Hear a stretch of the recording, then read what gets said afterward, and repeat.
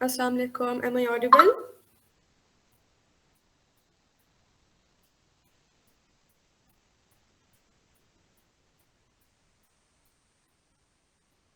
Okay, I'll wait for a couple more moments ताकि और लोग join कर लें, then I'll start.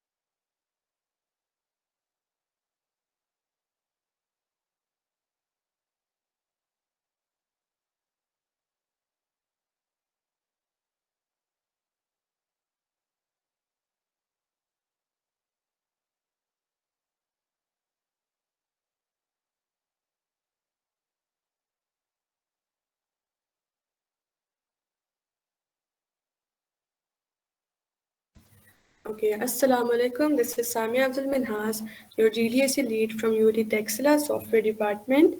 As you guys know, today the session is mainly about a deep dive into cybersecurity.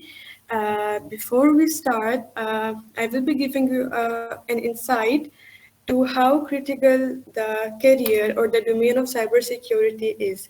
I assume that most of you guys are from IT background, आप लोग software engineering, computer engineering students होंगे, and I hope that you have an idea कि जो cyber security की field है, how important, how fast growing and in demand it is. Okay, तो as you guys know, जिस तरह से world digitized हो रहा है, software systems are getting more and more vulnerable to cyber attacks. I hope you all understand how critical the security domain in software world is. Even if you're an ordinary person or if you are a renowned company, it doesn't matter. चाहे आप एक आम इंसान हैं या आप एक बहुत renowned कंपनी के CEO हैं या you own a company, you are always exposed to threat. You are never safe in the cyber world. You know, people are so intrigued to get inside your personal space कि आपकी privacy भी compromise हो सकती है at any second. As you guys have a IT background, you might have friends or you might have family or you might have cousins जो आपसे जब पूछते हैं कि यार तुम क्या करते हो and when you tell them कि मैं सॉफ्टवेयर इंजीनियरिंग कर रहा हूँ या मैं कंप्यूटर इंजीनियरिंग कर रहा हूँ दे आस्क कि अच्छा तुम्हें फेसबुक अकाउंट हैक करना आता है अकाउंट हैक कर दो. Can you guys relate to this?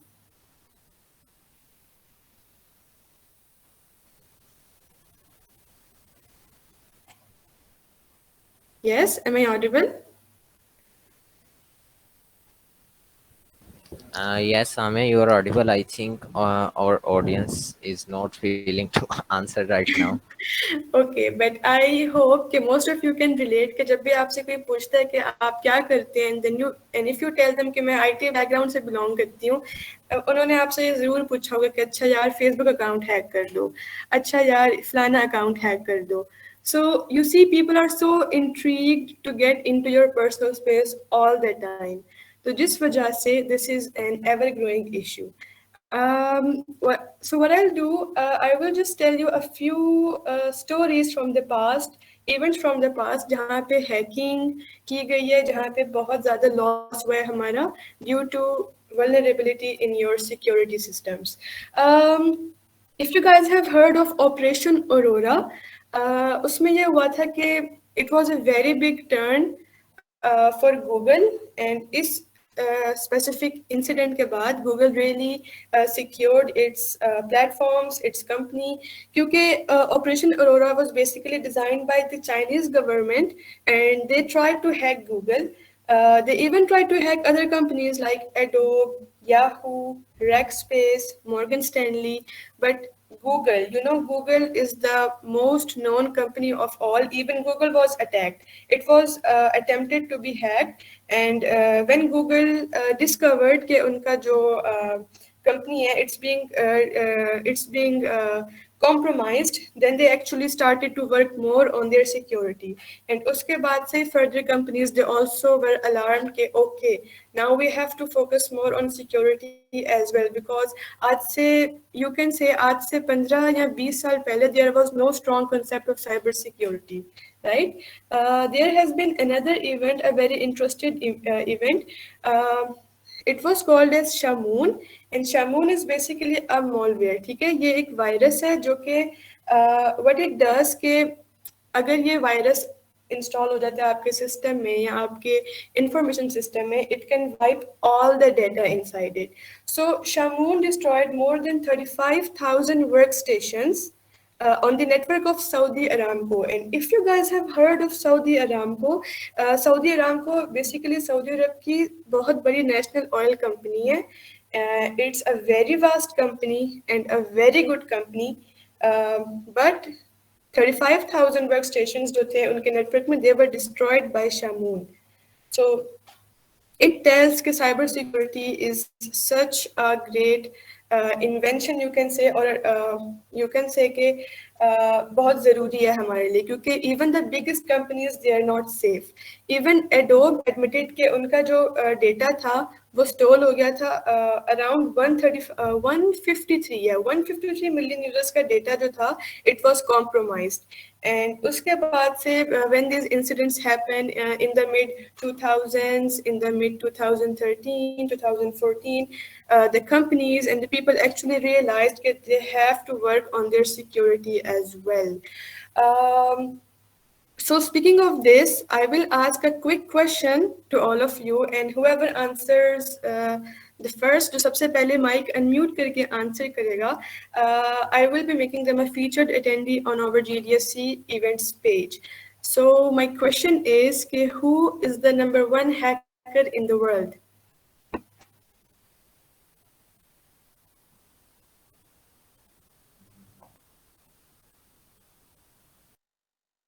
Snowden. Ali Shahid, I think you answered.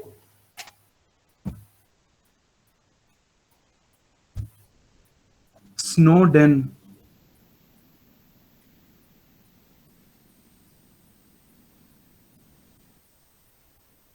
Okay, Snowden. No, unfortunately, that's not right.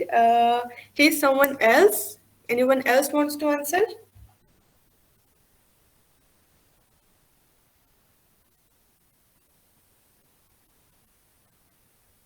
So my question was, who is the #1 hacker in the world?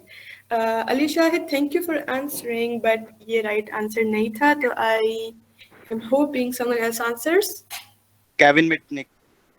Yes, Kevin Mitnick. So Rana Hussain got it right. It was Kevin Mitnick, and he was actually even sued for it, and he has even served some prison time as well.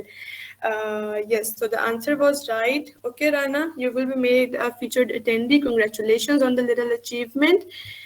Now, now we have with us Muhammad Umair. He is basically from Computer Engineering Department, UAD Texila, and he is here to give you more insights into cybersecurity, careers in cybersecurity as well.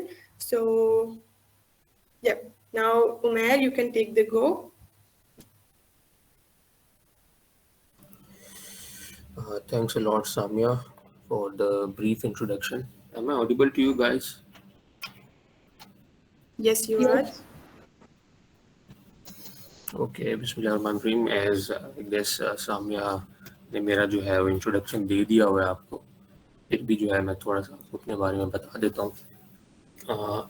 Third year computer engineering student हूँ मैं UT Taxila में, और cyber security, blockchain technology और entrepreneurship के ऊपर जो है मेरा काफ़ी काम है. और अभी वक्ती तौर पे मैं वर्चुअली टेस्टिंग फाउंडेशन, एक अमेरिकन कंपनी है, उनके साथ जो है as a cyber security engineer के रोल के ऊपर जो है वो इंटर्नशिप कर रहा हूँ. और I guess it's been more than a month right now. So बहुत कुछ सीखने को मिला है. As a web app penetration tester जो है मैंने काम किया उनके साथ. तो जैसे जैसे हम आगे जाएंगे मैं आपको चीज़ों का जो है वो जो इंसाइट्स होंगी उनके बारे में और बताऊंगा, और उम्मीद करूंगा कि आप जो है साथ रहेंगे एंड तक, और आपको जो है वो इंटरेस्टिंग लगेगी ये फील्ड. अच्छा जी, तो सबसे पहले जो हमारा एक सवाल एक होता है किसी जनरल आदमी का या किसी का भी कि व्हाट इज साइबर सिक्योरिटी. तो साइबर सिक्योरिटी क्या है, मैं इसको बहुत इजी रखूंगा. मैं इंग्लिश में भी और उर्दू में भी जो है मिक्स बताता रहूँगा आपको, ताकि जो है ना आप इसको बेहतर अंदाज में जो है वो समझ सकें. तो साइबर सिक्योरिटी क्या है, बेसिकली जो भी चीज़ हमारे पास इंटरनेट से कनेक्टेड है, वो हमारा डाटा है, हमारा कोई भी जो है वो कोई भी जो है हमारे पास कुछ है, वो अगर कनेक्टेड है इंटरनेट से, इंफॉर्मेशन है, डाटा है, कोई हार्डवेयर है, कोई भी चीज़ है, तो उसके लिए सिक्योरिटी की जो है हमें ज़रूरत पड़ती है. Guys just a second.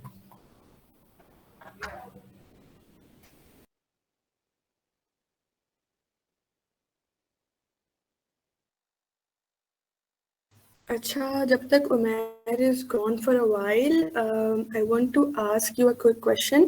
आप में से किसी को cyber security और hacking related movies में interest है? Have you guys seen the movie? It's called The Matrix. आप लोगों ने वो movie देखी? It's a very famous movie.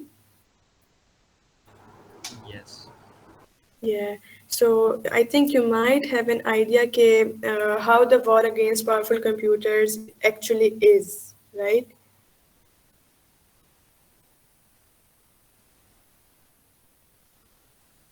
Ji.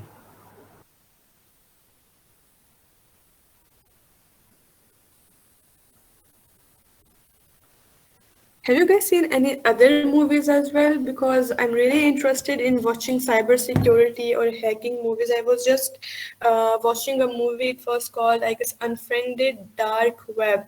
It was a really good movie.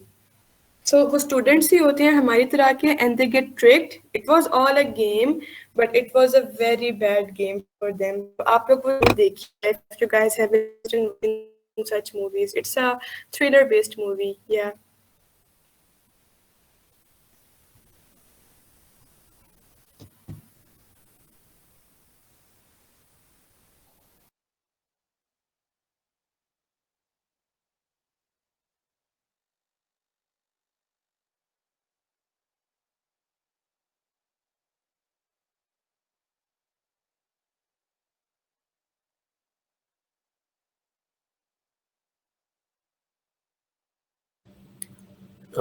Sorry guys for the trouble.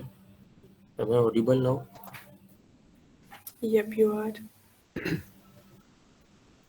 अच्छा, तो हम थे साइबर सिक्योरिटी के ऊपर.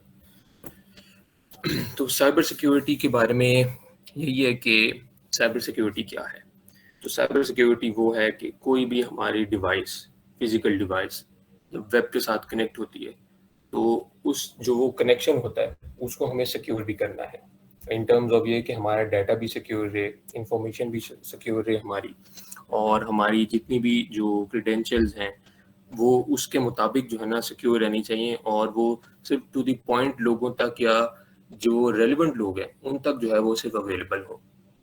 तो इस साइबर सिक्योरिटी को जो है ना हम आगे जाके जब हम देखेंगे, जब हम इंशाल्लाह जब टॉक एंड कर रहे होंगे, तो मेरे ख्याल से आपको जो है ना बहुत सी चीज़ें क्लियर हो जाएंगी, क्योंकि हम अपनी इस टॉक में जो एक चीज़ के बारे में डिस्कस करेंगे वो है पेनिट्रेशन टेस्टिंग, तो जिसके ऊपर मैं काम भी कर रहा हूँ अभी। तो उसको जो है हम थोड़ा सा डिटेल में जाके जो है समझने की कोशिश करेंगे कि आया ये पेनिट्रेशन टेस्टिंग क्या है, इसके जो है इसको आपने क्या कहते हैं, क्या हमारे स्टेप्स होने चाहिए इसको रोकने के लिए, क्या जो है हमारे टेस्टिंग जो है वो होने चाहिए पूरे स्कैन से रिलेटेड, और बाकी कौन से टूल्स हमने यूज़ करने हैं। तो जैसे जैसे हम आगे जाएंगे वैसे वैसे जो है ना आपको चीज़ें क्लियर होती जाएंगी। तो साइबर सिक्योरिटी को जो है ना हम आगे 3 चीज़ों में डिवाइड करते हैं। एक हमारे पास है नेटवर्क सिक्योरिटी, एक हमारे पास आती है एप्लीकेशन सिक्योरिटी, और एक है इंफॉर्मेशन सिक्योरिटी। तो नेटवर्क सिक्योरिटी का तो हमें पता है कि नोड टू नोड जो एक नेटवर्क हमारे पास कनेक्ट होता है, जैसे हमारा अब हम एक प्रैक्टिकल एग्जांपल देता हूँ मैं अब आपको। जैसे अब आप डिपार्टमेंट में बैठे हैं तो आपका लैपटॉप या आपका मोबाइल, आपका टैब यूनिवर्सिटी के जो है वो वाईफाई राउटर के साथ जो है वो कनेक्ट होता है, तो वो एक कनेक्शन बिल्डअप हो गया। जो हमारा यूनिवर्सिटी का वाईफाई है वो एक सेंट्रल जो है वो सिस्टम के साथ कनेक्ट होता है, जो इलेक्ट्रिकल डिपार्टमेंट में हमारे पास है, NARC में पड़ा हुआ है। तो वो पूरा ये एक नोड टू नोड जो है हमारे पास से नेटवर्क बन गया। तो इस चीज़ को हम कहते हैं नेटवर्क सिक्योरिटी।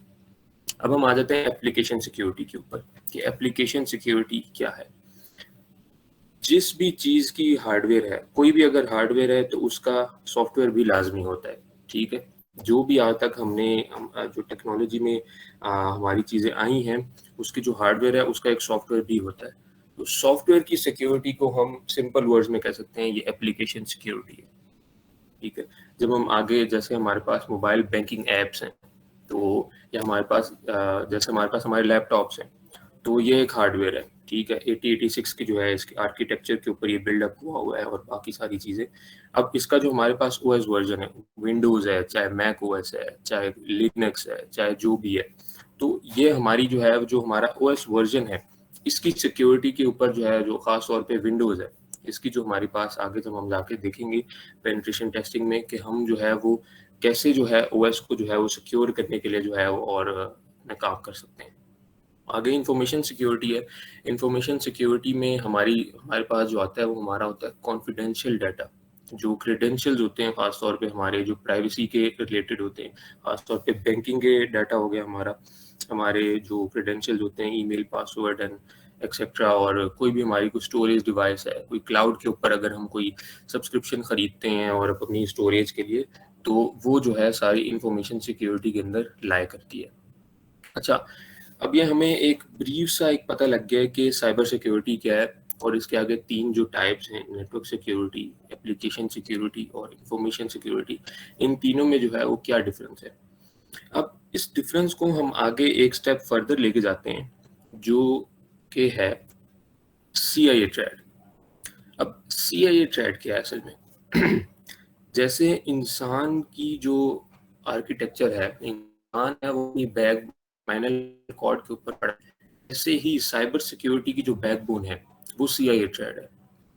इसमें 3 चीज़ें हमारे पास आती हैं, और डोंट वरी गाइस, ये CIA वो यूनाइटेड स्टेट्स वाली CIA नहीं है, तो इसलिए जो है ना आपने घबराना नहीं है इसके बारे में। तो ये जो CIA है, ये है क्या बेसिकली? एक कॉन्फिडेंशियलिटी है, इंटेग्रिटी है और अवेलेबिलिटी है। पूरी साइबर सिक्योरिटी का जो हमारा एक निज़ाम है, आप समझ लें, ये इन 3 चीज़ों के ऊपर सिर्फ बेस्ड अप है।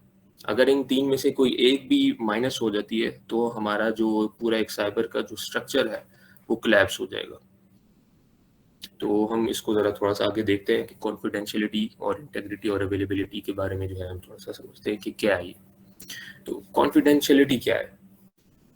बेसिकली कॉन्फिडेंशियलिटी जो है वो ये कि एक हमारे पास सिस्टम है, उसकी जो एबिलिटी है, और उसकी एबिलिटी ये होनी चाहिए कि हमारे पास जो उसमें रिसोर्स या इंफॉर्मेशन जो है वो ऐड हो रही है, वो सिर्फ और सिर्फ कोई ऑथेंटिक बंदा उसको एक्सेस कर सके या बदल सके, या उसको जैसे यूज़ करना चाहिए वो यूज़ कर सके।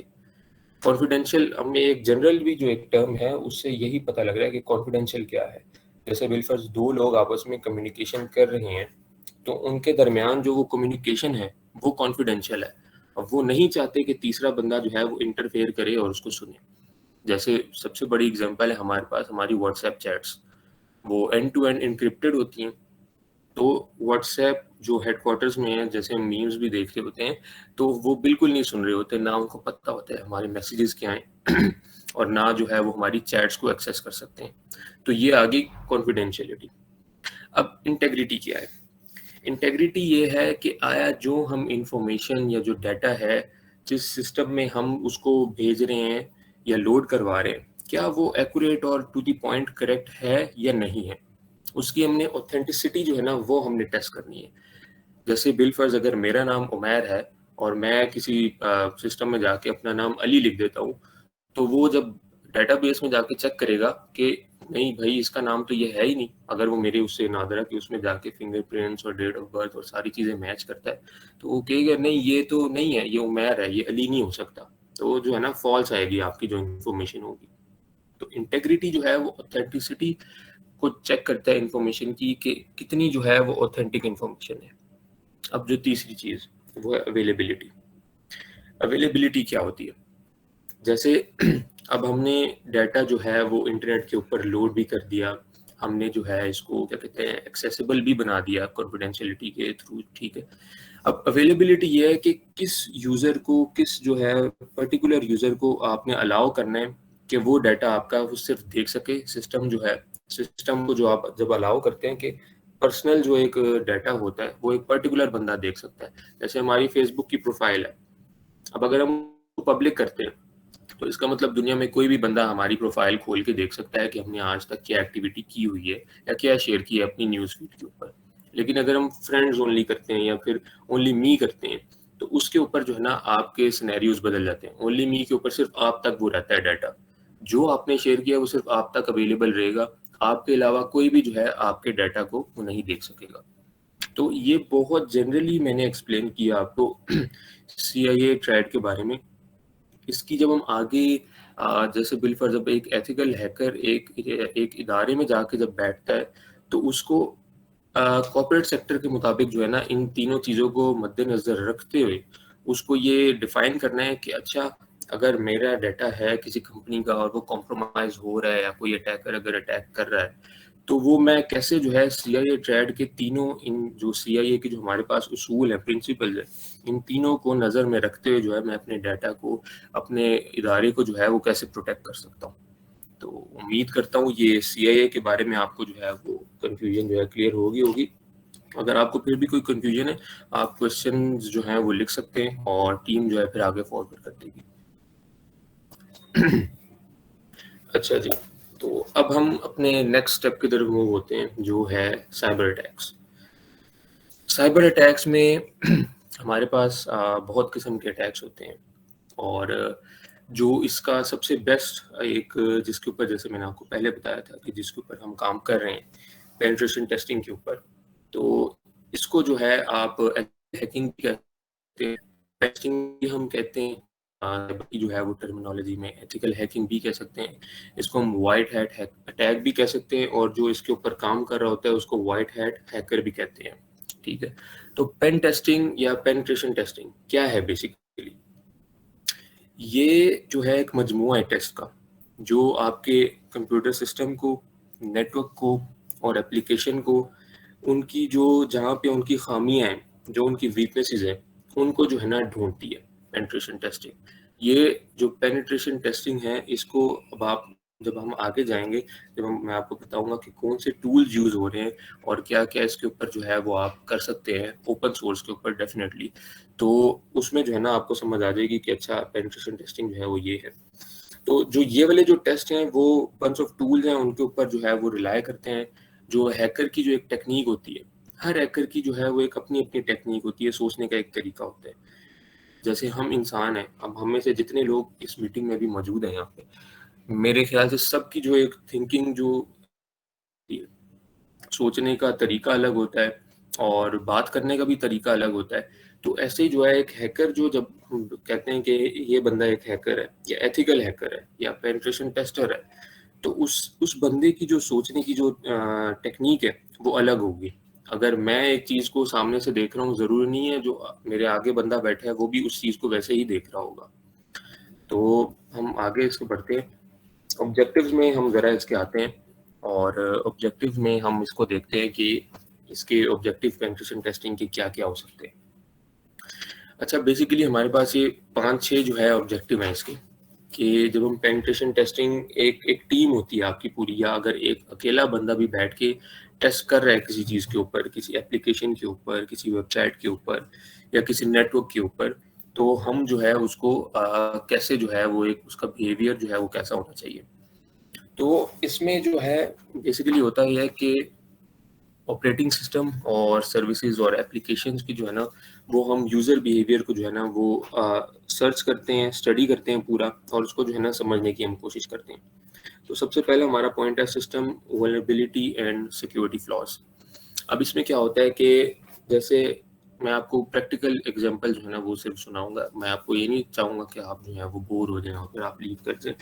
तो सिस्टम वल्नरेबिलिटी क्या है? जैसे हमारा घर है, हमारे घर में दरवाजे हैं, खिड़कियां हैं, ठीक है, छत है। अब जब आप एक खिड़की बंद करना भूल जाए तो वो एक आपकी हाउस की जो है ना वल्नरेबिलिटी रह गई है। उसमें क्या है कि वहां से कोई भी अगर कोई दाखिल होना चाहे तो वहां से हो सकता है, चाहे कोई दरवाजा, अगर आप दरवाजा लॉक करना भूल जाएं, बंद करना भूल जाएं, तो ये जो है ना हमारी है सिस्टम वल्नरेबिलिटी।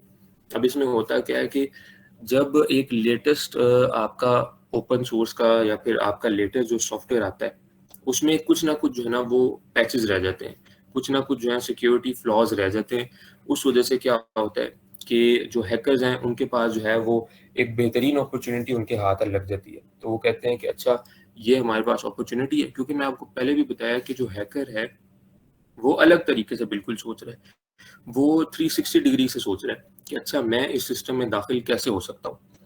तो जब आपके पास एक ऐसा फ्लॉ आ जाता है, सिक्योरिटी फ्लॉ किसी एप्लीकेशन में, मोबाइल एप्लीकेशन में, वेब एप्लीकेशन में, तो हैकर जो है उसके थ्रू आपको अटैक करने की कोशिश करता है या इदारे को अटैक करने की कोशिश करता है।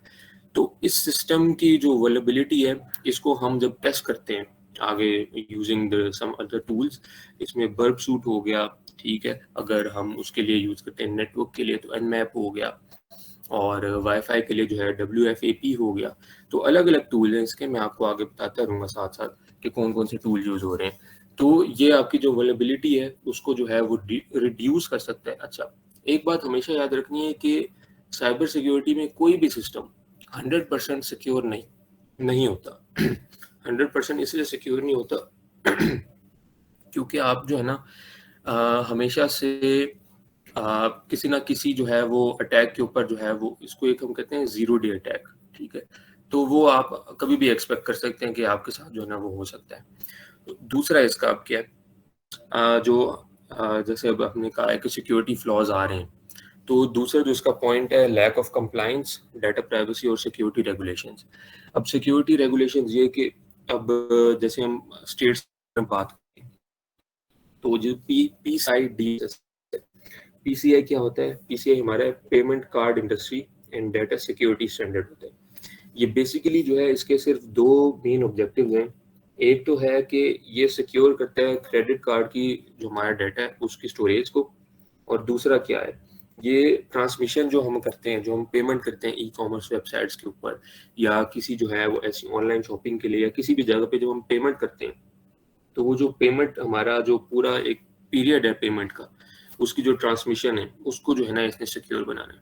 ये बेसिकली PCI DSS जो है वो अमेरिकन स्टैंडर्ड है, और इन्होंने जो है ना काफ़ी देर पहले अपना जो है वो ये जो रेगुलेशन जो है वो इंट्रोड्यूस किए थे।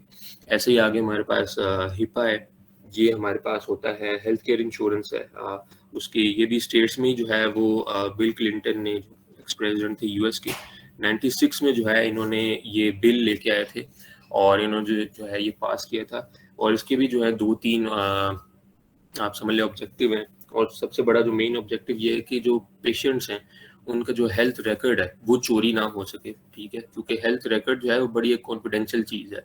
बाहर ये समझी जाती है, अगर हमारे पास जो है नहीं भी समझी जाती, लेकिन बाहर जो है ये बहुत बड़ी बात है।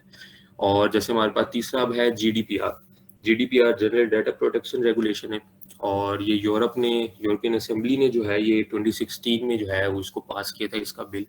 और ये जितने भी जब आपके ये जो सोशल नेटवर्क्स है, गूगल है, फेसबुक है, ट्विटर है, इंस्टाग्राम है, ये आपकी यूज़र की जो मर्जी के बगैर आपका डाटा कहीं भी जो है वो सेल नहीं कर सकते और इसको कहीं भी जो है ना एडवर्टीजमेंट के लिए नहीं चला सकते अनटिल और अनलेस आप उनको खुद इजाज़त ना दें। जो उस यूरोप का जो रिहायशी है, जब तक वो इजाज़त नहीं देगा तब तक जो है वो सेल नहीं कर पाएंगे। तो ऐसे जो है ना हमारे पास काफ़ी ज़्यादा इसके जो है वो सिक्योरिटी रेगुलेशंस हैं, तो हम आगे भी बढ़ते रहते हैं। इसमें तीसरी जो हमारे पास चीज़ आती है, लैक ऑफ सिक्योरिटी अवेयरनेस। अब जो टीम है, ज़रूरी नहीं है कि जो एक कॉर्पोरेट सेक्टर में, एक दफ्तर में, एक इदारे में जो काम कर रहा है उसको जो है वो हर चीज़ की अवेयरनेस हो, क्योंकि जाहिर सी बात है अगर किसी ने आपको ईमेल भेजी है और आपको पता है कि अननोन ईमेल है, कोई अटैचमेंट भी है उसके साथ, तो अगर आपको वो क्लिक बेटिंग उन्होंने कर दिया ना आपकी, कि आप गए, आपने कहा कि चले मैं देखता हूँ कि क्या आया है, कोई किसी ने कह दिया लॉटरी आपको मिलेगी, ये होगा वो होगा, तो आपने जैसे ही क्लिक किया उस अटैचमेंट के ऊपर या उस ईमेल के ऊपर, तो आपका जो है वो सिस्टम कॉम्प्रोमाइज हो जाता है और उसमें वो मालवेयर की सूरत में, रैंसमवेयर की सूरत में या किसी भी सूरत में जो है वो आपको परेशानी का जो है ना फिर आगे सामना करना पड़ता है। आगे जो है हमारे पास फ्लॉज आते हैं, आइडेंटिफिकेशन प्रोटोकॉल्स होते हैं हमारे पास काफ़ी ज़्यादा। सिक्योरिटी सिस्टम में प्रोटोकॉल जो है ना वो हमें अबाइड करने और फॉलो करने बहुत ज़रूरी होते हैं। किसी भी आप दुनिया के आप देख लें निज़ाम में, जब तक आप प्रोटोकॉल्स को और रूल्स को फॉलो नहीं करेंगे तब तक जो है वो आप मेरे ख्याल से बेहतरी की तरफ नहीं जा सकेंगे। इसके बाद हमारे पास एरर्स आते हैं कुछ सिक्योरिटी पॉलिसी में और इंसिडेंट रिस्पांस प्लान है और बाकी जो है वो चीज़ें। तो how often should you run penetration test? आपको जो एक टेस्ट है किसी, अगर आप कॉर्पोरेट सेक्टर में हैं, हम बिजनेस की बात करते हैं, तो आपको अगर वहाँ पे हैं तो आपको जो है वो कैसे कैसे जो है वो पेनिट्रेशन टेस्ट कितने दौरानी के बाद, कितने अरसे के बाद जो है वो परफॉर्म करने चाहिए। तो बेसिकली ज़्यादातर तो यही सजेशन होती है कि साल में एक दफ़ा एटलीस्ट जो है ना आपको अपने जो सिस्टम है उनको मुकम्मल तौर पे जो है वो टेस्ट कर लेना चाहिए कि आया कोई इसमें कोई बैकडोर तो नहीं रह गया, कोई लूप होल तो नहीं है, कोई वल्नरेबिलिटी तो नहीं है कि जिस वजह से जो है वो बिजनेस को या उस इदारे को जो है वो नुकसान पहुंचे। तो इसकी ये चंद जो हैं ये 4-5 पॉइंट्स हैं। एक तो ये कि जब आप नया इंफ्रास्ट्रक्चर ऐड कर रहे हैं नेटवर्क का, बिलफर्ज आप कोई नए सर्वर्स डिप्लॉय कर रहे हैं या आप कोई नया जो है वो नए जो है वो वाईफाई सिस्टम्स लेके आ रहे हैं, कुछ भी कर रहे हैं, तो जब आप कुछ नया ऐड कर रहे हैं इंफ्रास्ट्रक्चर में, मौजूदा इंफ्रास्ट्रक्चर में, तो आपको तब जो है एक दफ़ा जो है ना टेस्ट परफॉर्म करना चाहिए। दूसरा ये कि जब आप नई एप्लीकेशन इंस्टॉल कर रहे हैं अपने पीसीज के ऊपर, अपने सिस्टम्स के ऊपर, चाहे वो सर्वर का सिस्टम है, चाहे आपका नॉर्मल यूज़ का सिस्टम है, तो तब भी आपको एक दफ़ा रन करना चाहिए टेस्ट। ये आगे जब हम जाते रहेंगे उसमें ये कि जब आप अलग जगह पे शिफ्ट हो रहे हैं, तो अलग जगह पे जब आप शिफ्ट होते हैं तब भी आपको करना चाहिए। नए सिक्योरिटी पैचेस जब आप ऐड कर रहे हैं, जैसे मैंने आपको पहले बताया था कि अगर एक बैंकिंग ऐप है और उस पैच रिक्वायर्ड कि उसमें जो है कोई लूप होल है ताकि जो है वो अटैकर अटैक ना कर सके, तो जैसे ही जब आप एक सिक्योरिटी पैच जो है वो ऐड करते हैं तो फिर जो है ना आपको एक ये है कि आपको जो है ना वो ऐड करना पड़ता है टेस्ट में। तो ऐसे ही जो है हम चीज़ें आगे लेके चलते हैं और अब हम बढ़ते हैं पेनिट्रेशन टेस्टिंग स्टेप्स की तरफ कि कौन कौन से जो है हमारे पास ऐसे स्टेप्स हैं कि जिनके थ्रू जो है हम ये जो है वो रन करवा सकते हैं पेनिट्रेशन टेस्टिंग। अच्छा, अभी तक अगर आप लोगों का कोई सवाल है तो आप पूछ सकते हैं आप, या अगर कोई कमेंट में है तो टीम जो है वो फॉरवर्ड कर दे।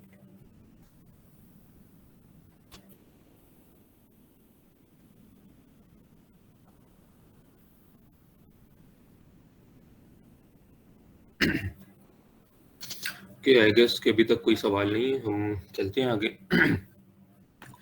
तो जो हमारे पास पहला स्टेप है वो है इंटेलिजेंस गैदरिंग। इंटेलिजेंस गैदरिंग में आप बेसिकली क्या करते हैं? अब जैसे मैंने आपको सिनेरियो बताया था कि आपका एक घर है, ठीक है, तो अगर बिल फर्ज एक चोर है और उसने आपके घर में दाखिल होना है, तो वो कैसे दाखिल होगा? वो सबसे पहले तो है आपके मोहल्ले की जो है वो जानकारी करेगा कि अच्छा ये बंदा इतने बजे निकलता है, इतने बजे घर पे कोई होता है, इतने बजे नहीं होता। उसके बाद वो आपका सिक्योरिटी सिस्टम ज़रा चेक करेगा कि अलार्म लगाए इसने, नहीं लगाए, कोई वो खारदार तारे तो नहीं लगाई, इलेक्ट्रिक वाली तो नहीं लगाई, या कोई गार्ड बैठा है, कोई नहीं बैठा। तो ये सारी चीज़ें जब वो 4-5 चीज़ें, या आप लोगों में से सबने मेरे ख्याल से तकरीबन होम अलोन देखी होगी, तो जैसे उसमें जब वो चोर आते हैं, उसके घर पे, बच्चे के घर पे आते हैं, तो वो जैसे पूरा एक अपना होमवर्क करके आते हैं ना कि अच्छा इतने बजे कोई है कोई नहीं है, तो वो जैसे दाखिल होते हैं। तो आप ऐसे बिल्कुल जो है ना उस एग्जाम्पल को अपने जहन में रखिए। तो जब हम इंटेलिजेंस गैदरिंग की बात करते हैं पेनिट्रेशन टेस्टिंग में, तो उसमें जो है हमने ये चेक करना होता है कि हमारे पास वीक पॉइंट जो है ना किस जगह के ऊपर हमारे पास वीक पॉइंट्स हैं। तो सबसे पहले तो हम अपने हार्डवेयर को जो है वो स्कैन करेंगे, अपने हार्डवेयर को जो है वो चेक करेंगे कि हमारे हार्डवेयर में कोई ऐसा आर्किटेक्चर तो नहीं है, कोई ऐसी जो है वो चीज़ तो नहीं है, जैसे हम एक चीज़ को कहते हैं टेल गेटिंग भी कहते हैं, कि किसी ने जो है वो प्लांट कर दी हो। RFID सिस्टम एक होता है, जैसे हमने आप लोगों ने, अब मैं आपको एग्जांपल्स वैसे दूंगा कि आप लोगों को इंटरेस्टिंग भी लगे और समझ भी है। जैसे मिशन इम्पॉसिबल में वो जब आता है और वो एक RFID चिप जो है वो लगाता है किसी सिस्टम में, तो उसमें यह है कि वो जो हार्डवेयर है उसको कॉम्प्रोमाइज कर देती है, कि उसके हार्डवेयर के थ्रू जो है ना वो सारी उनको जो एक एक्सेस चाहिए होती है वो उनको मिल जाती है। तो एक तो हमारे पास हार्डवेयर हो गया।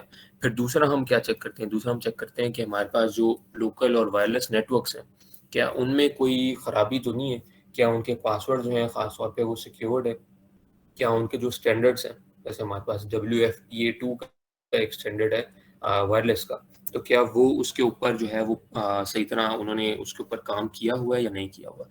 फिर उसके बाद हम अपने सिस्टम के जो फायरवॉल्स हैं उनको चेक करते हैं, क्या फायरवॉल्स अप टू डेट हैं कि नहीं, और उसके बाद ये कि फायरवॉल्स को हमने प्रॉपरली कॉन्फ़िगर किया है कि नहीं किया। उसके बाद हम अपनी जो इस तरफ, ये तो हमने अभी तक बात की है कि हम अगर सर्वर साइड के ऊपर, अगर हम क्लाइंट साइड के ऊपर बात करें तो हम देखें कि जिस इदारे की, जिस बिजनेस की हमने जो है वो कॉम्प्रोमाइज़ करनी है, चाहे अब हम देखते हैं उनकी वेबसाइट ठीक है, SSL सर्टिफिकेट है इंस्टॉल्ड। उसके बाद हम देखते हैं कि अगर पेमेंट गेटवे में उन्होंने कोई इंटीग्रेशन किया हुआ है, तो जो PCI DSS का मैंने आपको पिछले बताया था स्लाइड में, तो क्या उन्होंने उसकी रेगुलेशन के मुताबिक जो है वो काम कर रहे हैं, क्या उनकी प्राइवेसी जो है वो इतनी सख्त है कि वो कोई भी जो है वो डाटा ना लीक हो पाए। ठीक हो गया। उसके बाद ऐसे उन्हीं इदारों की जो है अगर किसी की वेबसाइट है, किसी की एप्लीकेशन है, तो वो दोनों को जो है वो देखेगा। अब उसके बाद हम क्लाउड बेस्ड सिस्टम जिनके चेक करेंगे, स्कैन करेंगे कि आया कि ज़्यादातर, अब क्योंकि मसला अब ये है कि लोग ज़्यादातर हार्डवेयर से या हार्ड स्टोरेज से लेके सॉफ्ट स्टोरेज की तरफ जो है वो मूव कर रहे हैं। वो सिर्फ और सिर्फ इसलिए कर रहे हैं क्योंकि एक तो वो चीप होता है, ठीक है, और उसके बाद आपको एक्सेसिबल है हर जगह से। मतलब अगर मैं टेक्सला में बैठा हूँ और मैंने अपनी वेबसाइट जो है वो एक्सेस करनी है और एक बंदा सिंगापुर में है, तो वो वहाँ बैठ के क्लाउड के थ्रू जो है वो क्रेडेंशियल्स डाल के मेरी जो है वो डाटा को या इन्फॉर्मेशन को, या हमारी वेबसाइट है अगर कोई, उसको जो है वो एक्सेस कर सकता है। तो ऐसे ही जो है हमने क्लाउड को जो है वो क्लाउड की जो स्कैनिंग है वो कर ली। उसके बाद हमने जो आखिरी चीज़ देखी वो ये कि जो हमारी एम्प्लॉयज़ की जो टीम है, जो हमारे वर्कर्स हैं, जो भी हैं, उनका बिहेवियर क्या है, क्या हमने उनको सही तरह चीज़ों के बारे में गाइड किया है, साइबर की ख़ास तौर पे। क्या जैसे बिलफर्ज, एक मैं आपको एग्जांपल सुनाता हूँ कि एक इदारा है, उसमें क्या होता है कि एक बंदा जाता है पार्किंग लॉट में और उसको एक गिरी हुई CD मिलती है या USB मिलती है। तो अब वैसे प्रोटोकॉल्स ये कहते हैं कि आपको अगर कोई ऐसी गिरी चीज़ मिले तो आपको एक तो एथिकली भी उठानी नहीं चाहिए, अगर आप उठा लेते हो तो एटलीस्ट आप उसको आके चेक ना करो कि क्या है उसमें। तो एक बंदा है, तो वो क्योंकि लैक ऑफ, समझ ले, लैक ऑफ नॉलेज, या आपको अगर टीम, आपका जो CISO है, चीफ इंफॉर्मेशन सिक्योरिटी ऑफिसर, अगर उसने आपको सही तरह नहीं बताया, सही तरह टीम को जो है वो ट्रेन नहीं किया, तो क्या वो उस बिहेवियर की जो है वो मुतहम्मिल हो सकते हैं क्या उस लॉस को। अब वो बंदा आता है और USB जो है वो अपनी बिजनेस की जो लैपटॉप है उसमें इंजेक्ट करता है और पता लगता है उसमें जो है वो कोई मालवेयर था, और उस वजह से सिस्टम जो है वो पूरा कॉम्प्रोमाइज हो गया, या तो रैंसमवेयर आ गया, या जो है आपका पूरा सिस्टम लॉकआउट हो गया। तो उस वजह से जो है ना, हमें एम्प्लॉयज़ की जो बिहेवियर है उनको जो है बड़ा समझ लें कि उनको ट्रेनिंग देनी, उनको सिखाना, उनको समझाना ये बड़ा ज़रूरी है, क्योंकि ज़्यादातर जो अटैक्स होते हैं ना वो इंसान के एरर की वजह से होते हैं, ह्यूमन बेस्ड एरर होते हैं, जिन वजह से अटैक जो है वो होते हैं या आते हैं आपको। क्योंकि सिस्टम को अगर आपने एक दफ़ा सिक्योर कर दिया है, तो अगर कोई बैकडोर नहीं भी है, कोई लूप होल नहीं भी है, तो इंसान की किसी ना किसी गलती की वजह से जो है ना आपको आगे जाके बड़ा इसका जो है ना खुमियाजा भुगतना पड़ सकता है। अब इसका जो हमारे पास नेक्स्ट स्टेप है वो है एक्सप्लॉयटेशन। तो एक्सप्लॉयटेशन में क्या होता है? एक्सप्लॉयटेशन में हम होता ये है कि हम पहले से ही जो है ना, वो जो एक टेस्टर है, एक पेनिट्रेशन जो टेस्टर है, वो पहले से ही एक टारगेट को जो है ना वो ब्रेक करने की कोशिश करता है। किसी ना किसी तरीके से वो ढूंढता है कि हमारे पास लूप होल क्या है। सारी बात देखा वहीं पे आ गई CIA की, कॉन्फिडेंशियलिटी, इंटेग्रिटी और अवेलेबिलिटी।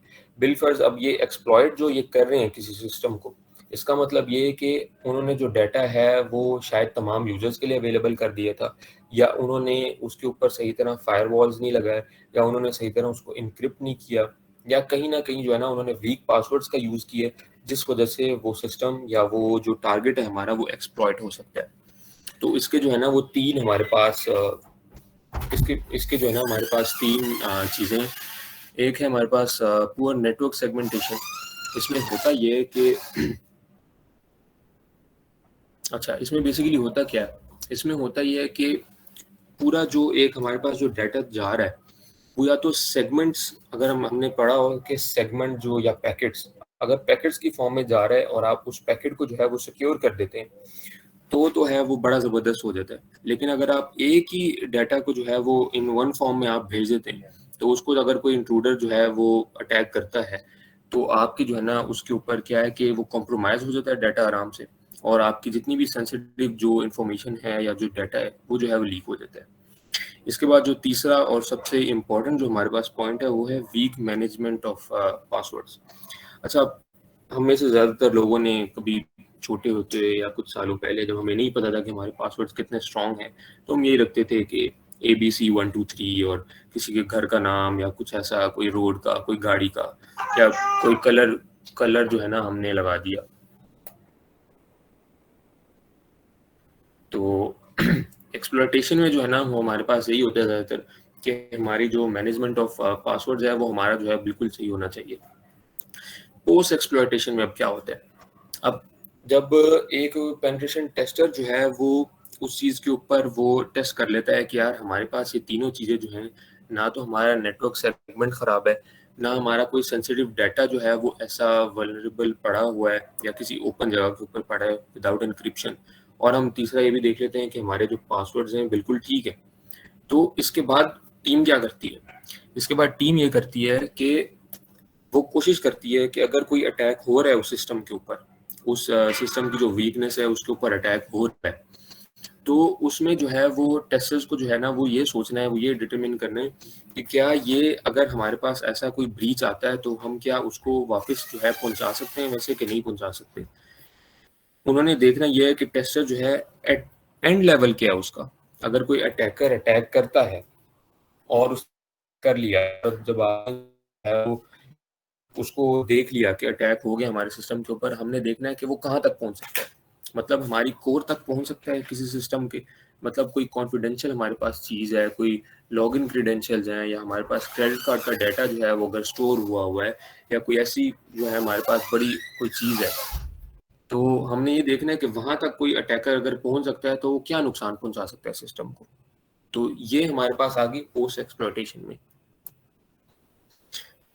अब जब हमने एक्सप्लॉइट भी कर लिया, उसको पोस्ट एक्सप्लॉइट भी कर लिया, हमने जब ये दोनों चीज़ें देख ली, तो हमने अब ये देखना है कि जो हमारा आखिरी जो सेकंड लास्ट स्टेप होता है वो ये है कि हमने एनालिसिस करना है और रिपोर्ट करना है उसको।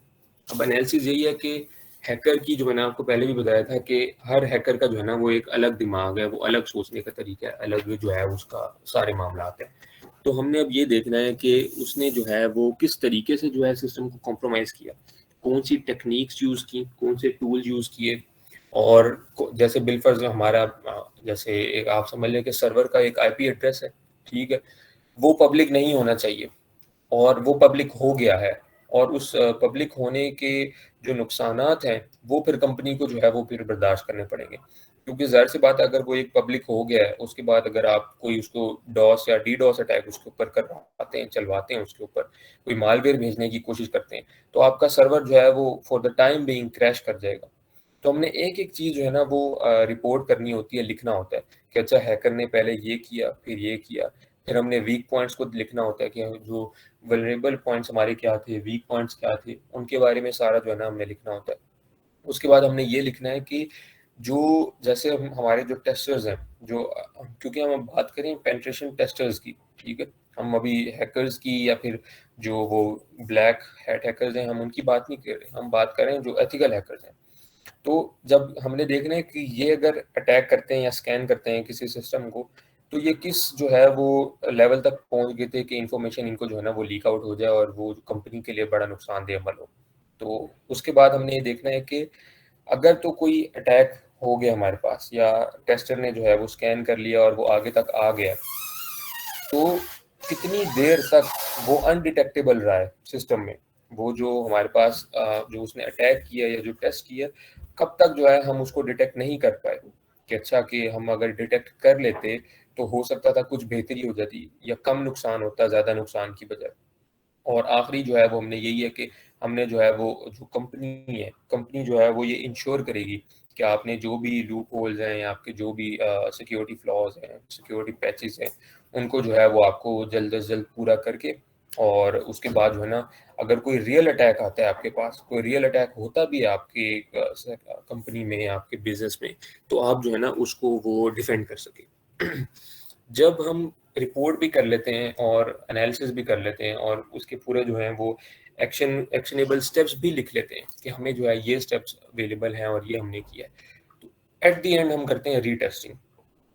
जब हमने पहले पूरा एक किया ना कि हमने पहले नेटवर्क को स्कैन किया, फिर उसके बाद हमने दूसरी चीज़ों को स्कैन किया, हम एट द एंड हम क्या करते हैं, हम कर लेते हैं रीटेस्टिंग। और रीटेस्टिंग में हम क्या करते हैं कि जो सिक्योरिटी जो हमारी टीम होती है वो एक एक चीज को रिपोर्ट के मुताबिक इम्प्लीमेंट करती है दोबारा से। जैसे एक पेन टेस्टर ने उसको अटैक किया था, वैसे ही जो है वो सिक्योरिटी जो है सिक्योरिटी की जो टीम है हमारी, वो दोबारा से जो है उसके ऊपर रीटेस्ट करती है और देखती है कि क्या दोबारा से कोई ब्रीच हो रहा है कि नहीं हो रहा। अगर नहीं हो रहा तो वेल एंड गुड है, और अगर हो रहा है तो फिर कहाँ पे जो है हमसे दोबारा से मिस्टेक हुई है या कौन सा लूप होल ऐसा रह गया था जिसको हम अटेम्प्ट नहीं कर सके सही तरीके से। तो ये जो एक डायग्राम है ये नेटवर्क सेगमेंट के बारे में ही है। तो यहाँ पे आप देख सकते हैं दो तरफ, एक फ्लैट नेटवर्क है हमारे पास और एक सेगमेंटेड नेटवर्क है। तो जो फ्लैट नेटवर्क है कि आप देख लें, जो हमारे पास DAS है उसमें हमारे पास जो है वो इंफॉर्मेशन है हमारी। तो अब क्या सिक्योरिटी पैरामीटर उसके इर्द गिर्द हैं, बिल्कुल हैं। तो वो वन में कह रहा है intruder breaches the perimeter firewall, वो फायरवॉल को जो है वो ब्रेक करता है। फिर कह रहा है intruder moves laterally to access critical systems, वो क्योंकि जब फायरवॉल ब्रेक होगी और अगर आपने इस सिस्टम को जो है वो एक्सेस कर लिया। और तीसरा हमारे पास यही है कि हमारे जो सेंसिटिव डाटा है और जो एसेट्स हैं वो कॉम्प्रोमाइज हो जाते हैं। ये था को अगर इन वो अगर हम किसी डाटा को या इंफॉर्मेशन को जो है ना वो रखते हैं या फिर ट्रांसफर करने की कोशिश करते हैं। अब हम बात कर रहे हैं सेगमेंटेड नेटवर्क्स की। तो सेगमेंटेड नेटवर्क में ये है कि बिलफर्ज अगर कोई इंट्रूडर जो है या कोई अटैकर है वो हमारी फायरवॉल को ब्रेक कर सका है, ब्रीच कर सका है उसको, तो जब वो आगे हमारे इंफॉर्मेशन की तरफ जाएगा ना, वहां पे दोबारा से एक लेयर लगी होगी सिक्योरिटी की, दोबारा से जो है ना एक सबनेट बना होगा और उसको जो है ना वो प्रोटेक्ट किया होगा। आया वो प्रोटेक्ट किया हो हमारी 256 बिट इंक्रिप्शन के साथ किया हो, या क्या कहते हैं किसी और चीज़ के साथ किया हो, कोई और 128 बिट यूज़ किया हो आपने, वो डिपेंड करता है आपके सिक्योरिटी के जो है इंफ्रास्ट्रक्चर के ऊपर। जो भी आपका उस वक्त का जो साइबर सिक्योरिटी आर्किटेक्चर आपका इंजीनियर होगा वो ये डिफाइन करेगा कि हमने जो है यहाँ पे कौन सा जो है वो टेक्नोलॉजी यूज़ करनी है या कितने बिट की जो है हमें सिक्योरिटी की इंक्रिप्शन चाहिए। अच्छा जी, तो अब हमारे पास हैं टाइप्स ऑफ पेनिट्रेशन टेस्टिंग। तो हमारे पास बेसिकली अभी हमने जो भी हमने अभी तक सीखा है वो स्कैनिंग के बारे में था, ठीक है। दूसरा हमने टाइप्स वगैरह इसकी सीखी हैं कि कैसे होगा, और बाकी जो अभी मैंने आपको बताया है कि सेगमेंटेड नेटवर्क्स के बारे में। अब 3 टाइप्स के हमारे पास जो हैं वो पेनिट्रेशन टेस्टिंग होते हैं। एक ब्लैक बॉक्स है, एक ग्रे बॉक्स है और एक वाइट बॉक्स है। ब्लैक बॉक्स में ये होता है कि एक जो टेस्टर है या जो हैकर है उसके पास उसको कुछ नहीं पता इदारे के बारे में, ना उसको कोई इन्फॉर्मेशन है, क्योंकि क्यों उसने कोई इन्फॉर्मेशन गैदरिंग नहीं की। जो हमने सबसे पहले पढ़ा था कि इन्फॉर्मेशन गैदरिंग करते हैं, उसके पास ना कोई इन्फॉर्मेशन है, ना कोई उसने जो है वो अपना कोई होमवर्क किया है पहले से। तो इसमें क्या होगा, वो एक ये ब्लाइंड टेस्ट है, वो एक तुक्का लगाने वाली कोशिश करेगा कि अच्छा कंपनी का बस नाम पता है मुझे और कुछ भी नहीं पता, या वेबसाइट पता है और मुझे कुछ नहीं पता, तो मैं कोशिश करता हूँ इसके ऊपर स्कैन करके अटैक करने की या कुछ भी करने की। तो इसको हम कहते हैं ब्लैक बॉक्स पेनिट्रेशन टेस्टिंग। जो दूसरा है हमारे पास वो है ग्रे बॉक्स। ग्रे बॉक्स में अब हमारे पास क्या होता है, इसमें जो है हैकर के पास कुछ चीज़ों का पता होता है उसको, और कुछ चीज़ों का जो है वो उसको नहीं पता होता। जो उसको बिलफर जो एक दो चीज़ों का पता है, वो एक उनमें से एक है डिज़ाइन और आर्किटेक्चर क्या है, जो हमारा नेटवर्क का जो डिज़ाइन है और उसका आर्किटेक्चर वो क्या है, वो उसको शायद पता हो। क्यों? क्योंकि उसने इंफॉर्मेशन गैदरिंग, जब वो एक वो था ना हमने जो पढ़ा था, इंफॉर्मेशन गैदरिंग से जो है उसने पता लगवाया हो गया कि अच्छा यार इसका ये डिज़ाइन है, जैसे हमारे घर है, घर का ये डिज़ाइन है, इतने कमरे हैं, इतने फ्लोर्स हैं, इतने स्क्वायर फीट के ऊपर जो हमारा घर है। तो वो एक बेसिक चीज़ है ना, अगर किसी को पता है तो वो आगे फिर जो है ना वो काम कर सकता है। और दूसरा इंटरनल स्ट्रक्चर्स क्या है, नेटवर्क के या सिस्टम के अंदर इंटरनल स्ट्रक्चर्स कौन से हमने यूज़ किए हैं, कैसे यूज़ किए हैं। बिलफर्ज अब उसको पता लग गया कि हमने सेगमेंटेड नेटवर्क नहीं यूज़ किया, हमने फ्लैट नेटवर्क जो है वो यूज़ हो रहे हैं हमारे सर्वर में, ठीक है। तो उसको दो चीज़ों का तो पता लग गया ना। अब वो इन दो चीज़ों को मद्देनजर रखते हुए वो ऐसे अटैक्स जो है वो प्लान करेगा कि वो जो है ना आराम से ब्रीच कर सके हमारे सिस्टम को। आया वो डॉस अटैक हो सकता है, वो डीडॉस अटैक हो सकता है, वो क्या कहते हैं ब्रूट फोर्स के थ्रू जो है वो सिस्टम में एंटर होने की कोशिश कर सकता है अगर उसको क्रेडेंशियल्स चाहिए। इसके बाद हमारे पास आता है व्हाइट बॉक्स पेनिट्रेशन टेस्टिंग। इसमें हमारे पास अब क्या होता है, इसमें ये होता है कि जो पेन टेस्टर्स हैं या जो हैकर्स हैं उनके पास इतनी इंफॉर्मेशन होती है कि वो आराम से जो है ना वो टेस्ट कर सकें और जो है ना कॉम्प्रोमाइज करने की कोशिश कर सकें पूरी पूरी। उसमें एक बेसिक चीज़ है, वो आईपी एड्रेस होते हैं उनके पास, ठीक है। आईपी एड्रेस का अगर उनको पता है कि उनकी जो प्राइवेट आईपी एड्रेस हैं अगर वो बाहर नहीं लीक हुए, वो अगर नहीं तो लीक अगर हो जाते हैं तो उनको इनका पता है। दूसरा, उनको ये नेटवर्क का जो इंफ्रास्ट्रक्चर है, उनकी जो स्कीमेटिक्स हैं उनका पता है। तीसरा, उनको ये भी पता है कि ये अगर बिलफर्ज मेरी एक सॉफ्टवेयर कंपनी है और हम जो है वो कोई प्रोडक्ट डेवलप कर रहे हैं और हमारे कुछ सोर्स कोड जो हैं वो सर्वर के ऊपर पड़े हैं और हमने उनको इनक्रिप्ट नहीं किया, तो अब अगर अगले को पता लग गया, हैकर को पता लग गया कि यार इनके जो ये फलां जो ये डेवलपमेंट कर रहे थे, इसकी जो सोर्स कोड्स हैं, जो बाइनरीज हैं, जो फाइल्स हैं, वो पड़ी हैं विदाउट इंक्रिप्शन, तो वो उसके ऊपर पूरी कोशिश करेगा मेरे सर्वर के ऊपर जो है ना वो अटैक करने की। तो ये एक विजुअल है, एक डायग्राम है, आप इसको समझ लें कि ब्लैक बॉक्स है, फिर ग्रे बॉक्स है और फिर वाइट बॉक्स है। तो ब्लैक बॉक्स में मैंने कहा था कि जीरो नॉलेज है, अटैकर को या टेस्टर को कुछ भी नहीं पता। ग्रे बॉक्स में उसको सम नॉलेज है, कुछ ना कुछ उसको पता है कि क्या हो रहा है, कैसे है, वो उसको है कि वो टेस्ट को जो है वो लेके जा सके। और एक वाइट बॉक्स है जहाँ पे उसको फुल नॉलेज है, उसको नेटवर्क आर्किटेक्चर का भी पता है, सिक्योरिटी स्ट्रक्चर्स का भी पता है, लोगों का सेंसिटिव इंफॉर्मेशन का भी पता है, और बाकी जो है वो चीज़ें वो पता है, और फिर जो है ना वो टेस्ट करता है और उसको जो है ना इसमें ज़्यादा कामयाबी हासिल हो सकती है। इसकी आगे जो अगर हम टेस्टिंग की बात करें तो आगे जो एक टेस्टिंग है वो दो तरह की और है। एक हमारे पास है एक्सटर्नल टेस्टिंग और एक है हमारे पास इंटरनल टेस्टिंग। एक्सटर्नल टेस्टिंग में हमारे पास क्या है, एक्सटर्नल टेस्टिंग में हमारे पास है कि कॉमन टारगेट्स हमारे पास होते हैं, जैसे कि हमारे पास डोमेन नेम सर्वर्स हैं, डीएनएस जिसको आप कहते हैं, जैसे बिलफर्ज google.com है, ठीक है। अब ये google.com डीएनएस है। अब मैं अगर google.com पे जाके मैं अपने उसको स्कैन करके मैं उसको कॉम्प्रोमाइज़ करने की कोशिश करूँ, तो मैं मेरे पास ये लिखा हुआ है साफ साफ कि google.com है, लेकिन अगर मुझे पता ही नहीं है कि अगले का डोमेन नेम सर्वर क्या है, xyz.com है, अब मुझे नहीं पता, तो वो अटैक जो है वो एक तो बहुत टाइम टेकिंग होगा, और दूसरा है कि हमें सीधी बात है तुक्का एक लगाना पड़ेगा टेस्टर को या हैकर को कि अच्छा इसमें अब क्या डोमेन नेम सर्वर हो सकता है इनका। जैसे हमें फेसबुक का पता है facebook.com है, google.com है, तो ऐसे जो है ना हम आगे जो है उनको देखते हैं। दूसरा, इसमें वेब एप्लीकेशन, हमारी जितनी भी चीज़ें वेब एप्लीकेशन से या मोबाइल ऐप एप्लीकेशन से जो सर्वर के साथ कनेक्टेड हैं, वो सारी जो है ना इसमें एक्सटर्नल टेस्टिंग में आ जाती हैं। अब हमने अपनी वेबसाइट को भी टेस्ट करना होगा, मोबाइल की जो है वो हमारे पास QA इंजीनियर्स होते हैं, वो टेस्ट करेंगे सारा सिक्योरिटी आर्किटेक्चर को उसकी, कि हमारी जो एप्लीकेशंस हैं वो सही स्ट्रक्चर के मुताबिक, आर्किटेक्चर के मुताबिक, सिक्योरिटी प्रोटोकॉल्स को फॉलो करते हुए सही जा रही हैं कि नहीं जा रही। उसके बाद जो है हमारे पास सर्वर्स आ जाते हैं, हमारे ईमेल के सर्वर्स आ गए, वेबसाइट के सर्वर्स आ गए, फायरवॉल्स आ गई, ये सारा कुछ लाई करता है एक्सटर्नल टेस्टिंग में। अब इंटरनल टेस्टिंग क्या है? इंटरनल टेस्टिंग ये है कि मैं बैठा हूँ अपने लैपटॉप के ऊपर और मुझे कोई अननोन ईमेल आ रही है और मुझे पता है कि अननोन ईमेल है। एक तो होता है कि आपको पता नहीं होता है, एक होता है आपको पता है, आपको नज़र आ रहा है उसके किससे, जो सेंडर जो एक उनका जो सेंडर की जो ईमेल एड्रेस है उससे पता लग जाता है। उसके बाद आपको उनकी जो इंक्रिप्शन, TLS इंक्रिप्शन एक सर्टिफिकेट लेवल होता है। आप ईमेल अगर आप अपनी खोलें, जीमेल पे जाएं और आप अभी जाके देखें कि इसका सी मोर में जाके जब आप देखेंगे ना, सेंडर के नीचे लिखा होगा TLS इंक्रिप्शन, तो वो भी जो है ज़्यादातर अगर कोई अननोन से आ रही है और वो कोई अटैकर है या वो कोई जो है वो हैक करने की कोशिश कर रहा है, हैकर है, तो वो TLS इंक्रिप्शन भी नहीं यूज़ कर रहा होगा।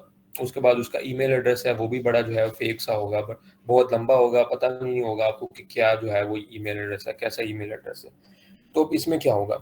इसमें ये होगा कि वो जैसे उसने मुझे ईमेल भेजी और मैंने खोला, मैंने ईमेल खोल के अटैचमेंट डाउनलोड कर ली और मैंने उसको रन कर दिया और बाद में मुझे पता लगा वो एक रैंसमवेयर की ईमेल थी और उसने मेरी जितनी फाइल्स थी पीसी में, उसने जो है वो मेरी वो कॉम्प्रोमाइज़ कर ली और मैं लॉक्ड आउट हो गया हूँ अपने डाटा से, अपने पर्सनल डाटा से। तो ये इंटरनल टेस्टिंग है। ये इदारों में जब जो सीसो होता है हमारे पास, चीफ इंफॉर्मेशन सिक्योरिटी ऑफिसर, वो जब टेस्ट करवाता है तो वो पहले तो एक्सटर्नल टेस्टिंग होती है उनकी पूरी, उन्होंने बाहर से देखना है कि बाहर से आपका, जैसे वही सिनेरियो में आपको दोबारा लेके चलता हूँ कि बाहर से घर आपका कितना महफूज है। फिर जब इंटरनल टेस्टिंग की बात आती है, फिर आपने देखना है अंदर से आपका घर कितना महफूज है। बिलफर्ज अंदर जो है वो आपका कोई फायर अलार्म सिस्टम नहीं लगा हुआ, अल्लाह ना करे घर में कोई आग लग जाती है, कोई ऐसा हादसा हो जाता है, तो अगर आपके पास फायर अलार्म सिस्टम अंदर नहीं है तो वो आपके लिए जो है वो अंदर से जो है वो नुकसान होगा घर को और घर वालों को।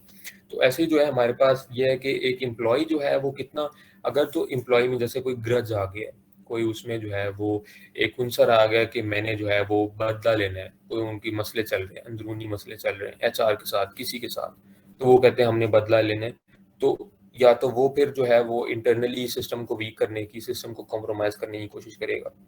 नहीं तो दूसरा, जैसे मैंने आपको बताया, फिशिंग अटैक जो होगा, वो जो भी आपको अटैचमेंट भेजी जाएगी, अगर आपने खोल ली या कोई USB आपने इंजेक्ट कर ली, कोई CD आपने चला ली, उसके मुताबिक जो है ना वो आपका इंटरनल टेस्टिंग के जो है ना वो मामला जो है वो होंगे और ऐसे जो है वो आपका सिस्टम कॉम्प्रोमाइज भी हो सकता है आगे। अब हम थोड़ा सा बात करते हैं पेनिट्रेशन टेस्टिंग की अप्रोचेस क्या हैं, हमारे एरियाज कौन कौन से हमारे कि जिसमें जो है ना हमने टेस्टिंग देखी।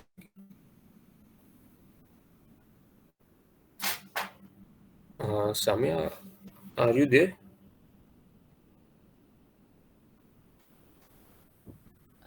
I think Umair, she is gone for a while. अगर Usama, can you just give me 3 minutes? okay, no issue. No issue. You can. I'll join back in 3 minutes. Okay, sure, no problem. Okay, guys, we will also have a quiz at the end of the webinar. So try to stick to the end so you can get most of it. And the one who will win the quiz will be featured as a as a featured attendee on our GDSC page.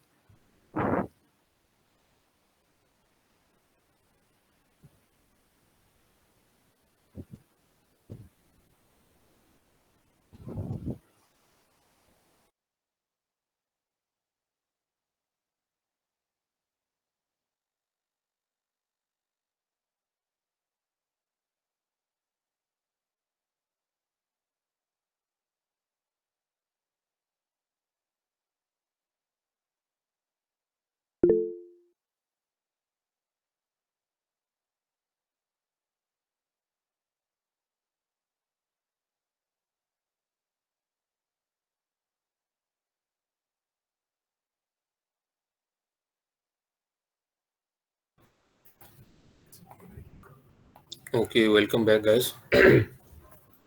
तो हम बात कर रहे थे कि penetration testing की क्या approaches होने चाहिए, एरियाज हमारे क्या हैं टेस्टिंग के बेसिकली।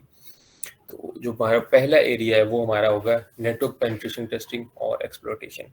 जैसे पहले भी मैं बात कर चुका हूँ फायरवॉल्स की, तो फायरवॉल्स जो हैं वो बहुत एक समझ लें कि एक आपका एक जो नेटवर्क का जो बैकबोन है वो फायरवॉल के ऊपर है।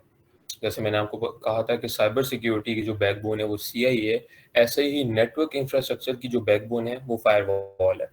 अगर आपकी फायरवॉल काम करनी छोड़ जाती है या फेल हो जाती है किसी ऐसे मकाम के ऊपर, तो जो एक नुकसान होगा इदारे को या कंपनी को, तो वो जो है ना बहुत एक तो कॉस्टली होगा और आप जो है ना उसकी कीमत भी डेफिनेटली नहीं चुका सकेंगे। दूसरा, इसमें हमारे पास जो टेस्ट हैं अलग अलग, उसमें हमारे पास ओपन पोर्ट स्कैनिंग आ जाती है। पोर्ट स्कैनिंग क्या होता है बेसिकली, नेट ये सारी नेटवर्किंग से चीज़ें, तो अगर आपको कुछ थोड़ा सा भी लग रहा हो कि ओवर हो रहा है तो आप बता दीजिएगा, मैं जो है ना वहीं पे थोड़ी कोशिश करूँगा आसान लफ्ज़ों में आसान तरीके से जो है ना मैं आपको गाइड कर सकूँ उसमें। पोर्ट स्कैनिंग में ये होता है कि हमारे पास अलग अलग पोर्ट्स होते हैं। जैसे हमारे पास एक पोर्ट है पोर्ट 8080, वो ये डिफाइन करता है कि हमने किसी नेटवर्क के साथ अगर कम्युनिकेट करना है, किसी आईपी एड्रेस ने एक दूसरे आईपी एड्रेस के साथ कम्युनिकेट करना है, तो मैं ये देखूंगा, मैं उसको पिंग करूंगा, मैं उसको हेलो का मैसेज भेजूंगा अपने नेटवर्क से। ए से बी की तरफ एक मैसेज जा रहा है हेलो का। अब अगर उसका पोर्ट ओपन है to communicate with me back, वो मुझे वापस भेजेगा हेलो, एक्नॉलेज का एक मैसेज होगा, और मुझे पता लग जाएगा अच्छा जी इसका पोर्ट 8080 जो है वो ओपन है। तो मैं उसके साथ ये इसको कहते हैं 3 वे हैंडशेक भी कहते हैं इसको। इसको जो है वो आप पिंग का भी एक समझ लें कि एक कंसेप्ट इसी में आ जाता है कि ये हेलो वाला मैसेज है। तो पोर्ट्स जो है वो हमने चेक करने हैं कि पोर्ट स्कैनिंग में ये होता है कि जब हमारे पास कोई पोर्ट ओपन है तो उस पोर्ट को हमने कैसे कॉम्प्रोमाइज करना है। वो एनमैप की जो हमारे पास, एनमैप जो है बेसिकली एक ओपन सोर्स टूल है काली लिनक्स के ऊपर, और उसके थ्रू जो है हम जितनी ये नेटवर्क को कॉम्प्रोमाइज करना है हम उसके थ्रू जो है वो हम कर सकते हैं। उसके बाद एसएसएच सिक्योरिटी अटैक्स होते हैं, ये जो है वो शेल बेस्ड अटैक्स होते हैं। उसके बाद नेटवर्क की जो ट्रैफिक है हम अगर उसको इंटरसेप्ट करना चाहें, जैसे हमारे यूनिटी टेक्सला में आपने देखा होगा कि पीटीसीएल के जो है वो छोटे छोटे से जो है ना वो लगे हुए हैं एक कैबिनेट टाइप से, ठीक है, हर 2-3 डिपार्टमेंट छोड़ के या मेन डिपार्टमेंट के पास।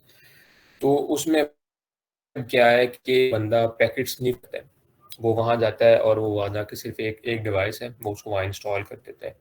अब क्या होगा, जो भी नेटवर्क के ऊपर ट्रैफिक जा रही है, जो भी कम्युनिकेशन हो रही है, आया कोई लॉगिन कर रहा है अपनी बैंकिंग ऐप को, कोई जो है वो किसी वेबसाइट पे जाके लॉगिन कर रहा है, कोई कुछ परचेज कर रहा है, वो सारी ट्रैफिक उसके थ्रू होके जाएगी और उसको पता लग करेगा कि इसका ये लॉगिन क्रीडेंशियल है, इसका ये पासवर्ड है, ये जो है वो कम्युनिकेशन जा रही है। पैकेट स्निफिंग भी कहते हैं हम इसको, और ये भी जो है वो ये यूज़ होती है ज़्यादातर जो है हम इसको, क्योंकि इसमें फिजिकली आपका प्रेजेंस होना ज़रूरी है कि आप वहाँ जाएं, आपको थोड़ी सी एक्सेसिबल हो वो जगह, और वो खोल के जो है वो आप थोड़ा सा उसमें इंस्टॉल करके कन्फिगर कर दें अपनी मशीन के साथ, और जो सारी ट्रैफिक है वो आपकी नज़रों के सामने होगी। तो ये कुछ एरियाज हैं नेटवर्क पेनिट्रेशन के, और इसमें जो है वो एक्सप्लॉयटेशन की।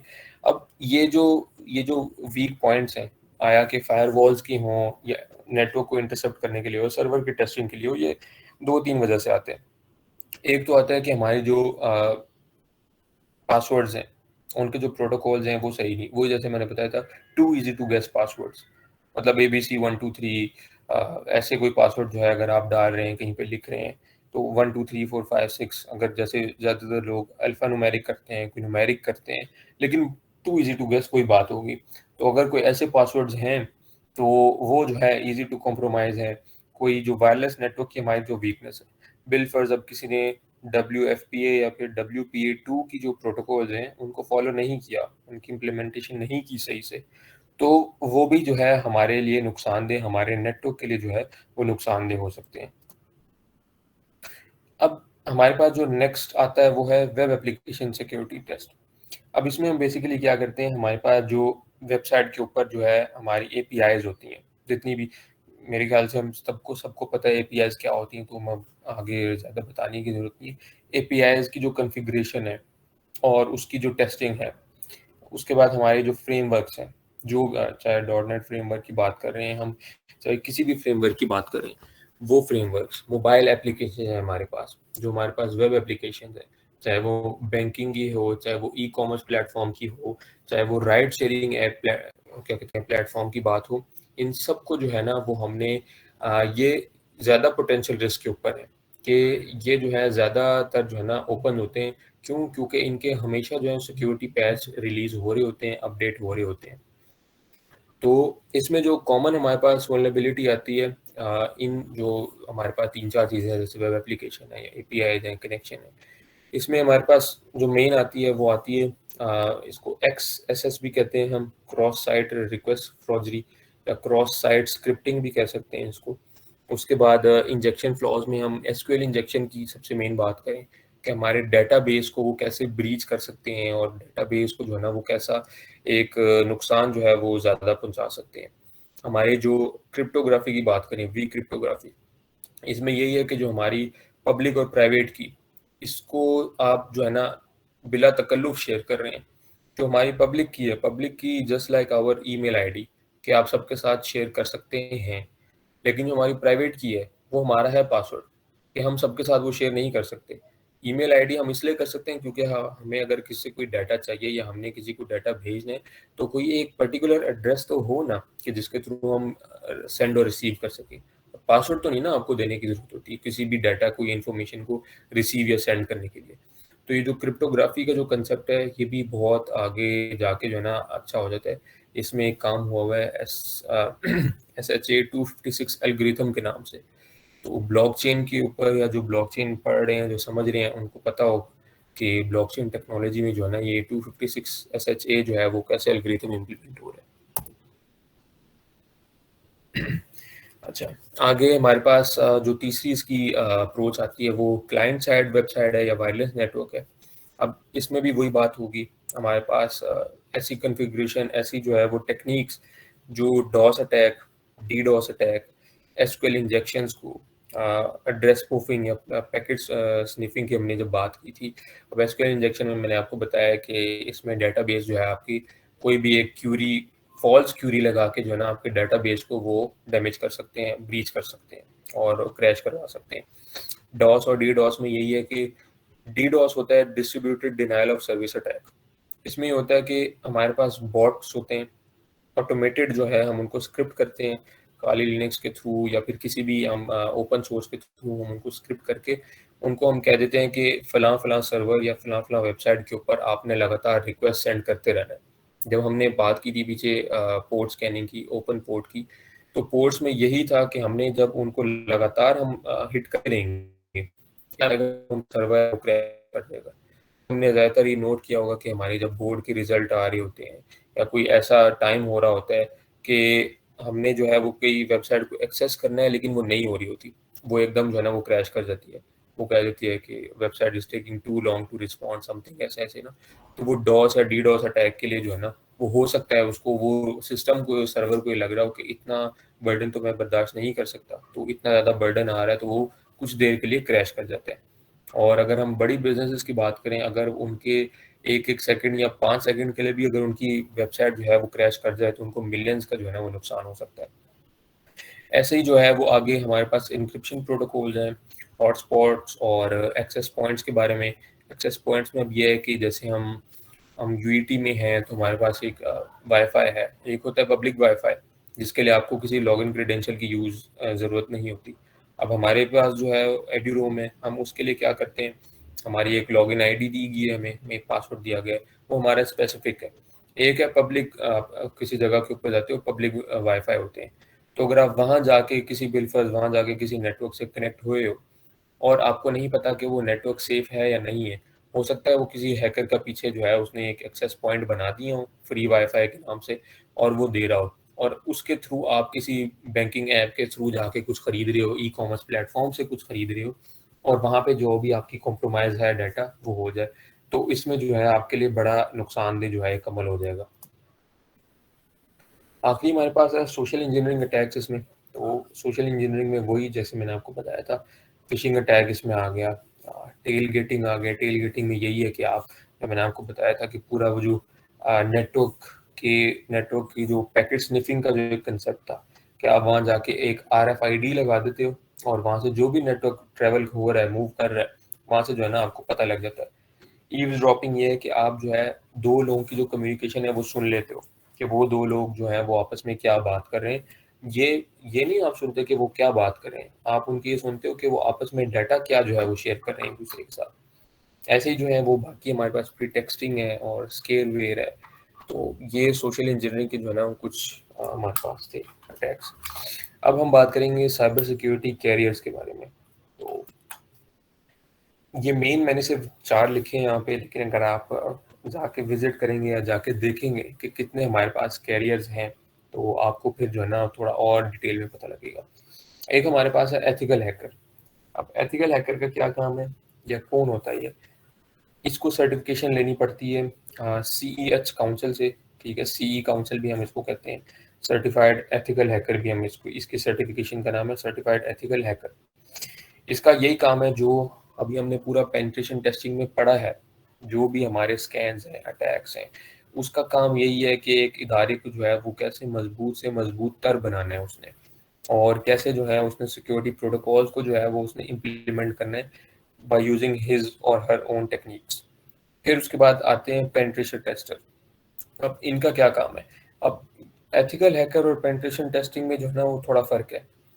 एथिकल हैकर जो है वो आपको, आप इदारे में बैठ के जो है ना, आपके इदारे में अगर वो एक उसी इदारे में जॉब कर रहा है तो वो उसी इदारे की जो वल्नरेबिलिटीज है वो उसको जो है ना वो टारगेट करता रहेगा, वो ढूंढता रहेगा अपने इदारे में क्या क्या खामी है। पेनिट्रेशन टेस्टर क्या करता है? पेनिट्रेशन टेस्टर जो है वो भी यही करता है, लेकिन वो ज़्यादा स्पेसिफिकली करता है। अब उसमें क्या है, वो या तो हो सकता है पूरी नेटवर्क की फील्ड को वो सिर्फ पकड़ ले, वो बोले सिर्फ मैंने नेटवर्क के ऊपर जो है वो सारे टेस्ट जो है वो रन करवाने हैं और चीज़ें जो है ना मैंने देखनी है कि आया इसमें हैक हम कर सकते हैं, इसमें ब्रेक इन हम कर सकते हैं या नहीं कर सकते। उनके ऑपरेटिंग सिस्टम्स को देखेगा, उनकी जो एप्लीकेशंस को जो है वो चेक करेगा। फिर हमारे पास आता है साइबर सिक्योरिटी एनालिस्ट। ये जो है हैकर्स का बिहेवियर को स्टडी करते हैं, ये नए नए तरीके लेके आते हैं, नई नई मेथडोलॉजीज जो है उनको निकालते हैं, उनसे जो है ना वो समझने की कोशिश करते हैं कि अच्छा ये अटैक कैसे हो रहा है, कैसे हो रहा है, एक्टिवली जो है वो उसमें कैसे जो है वो पार्टिसिपेट करते हैं, देखते हैं कि, और उसको फिर ये देखते हैं कि इन अटैक को जो है वो फिर प्रिवेंट कैसे किया जाए। और लास्ट हमारे पास है चीफ इंफॉर्मेशन सिक्योरिटी ऑफिसर, सीसो, जिसका मैं जिक्र मेरे ख्याल से काफ़ी दफ़ा कर चुका हूँ अपनी आज की टॉक में। तो सीसो वो है चीफ इंफॉर्मेशन सिक्योरिटी ऑफिसर, और ये CEO और डायरेक्टर्स, बोर्ड ऑफ डायरेक्टर्स जो हैं, और डायरेक्टली बोर्ड ऑफ डायरेक्टर्स के बाद होता है एक IT की कंपनी, IT में वो एक सीसो होता है। सीसो के अंडर तमाम IT से रिलेटेड जितनी भी चीज़ें हैं, excluding I guess the programming and the development stuff, CISO ने जो है ना जो IT से रिलेटेड जो नेटवर्क वाले हैं और जो इंफॉर्मेशन वाले हैं, इन दोनों के अंडर होता है सीसो। और इसने जो है वो देखना है कि कंपनी को हर तरह से इसने बचाना है, हर तरह का इन्होंने बोर्ड ऑफ डायरेक्टर्स से और CEO से बजट अप्रूव करवा के जो है ना नेटवर्क्स के लिए बेहतरी करनी है, और इन्होंने जो है ना अलग अलग चीज़ें, नई नई चीज़ें जो है ना मुताबिक करानी है कंपनी में। सर्टिफिकेशंस की बात कर लेते हैं। हमारे पास 2 सर्टिफिकेशंस हैं, एक CISSP है, certified information systems security professional. और इस CISSP में क्या होता है? CISSP में बेसिकली ये जो सीसो होता है वो एक CISSP होल्डर भी होता है। और ये एक इंटरेस्टिंग फैक्ट है, एज ऑफ 2019 जो लास्ट स्टैट्स मैंने देखे थे इसके, 1,29,000 लोग पूरी दुनिया में सिर्फ CISSP की जो सर्टिफिकेशन है उसको होल्ड कर रहे हैं, और बेयरली 6 to 7,000 पीपल जो है वो पाकिस्तान से बिलोंग करते हैं। तो CISSP जो है वो मुश्किल नहीं है, वो आसान है, लेकिन उसका क्या कोर्स कंटेंट जो है ना वो बहुत ज़्यादा है। उसमें आपको 9 महीने से 1 साल के दरमियान जो है ना वो कहीं लग जाता है आपको पूरा कोर्स जो है वो कवर करते करते। और जब आप अगर एक CISSP की सर्टिफिकेशन वो कर लेते हैं पूरा, तो आपके जो है ना आगे जाके आप ये 4-5 जो है वो अलग अलग इंडस्ट्रीज में या अलग अलग जो है ना सेक्टर्स में जॉब कर सकते हैं।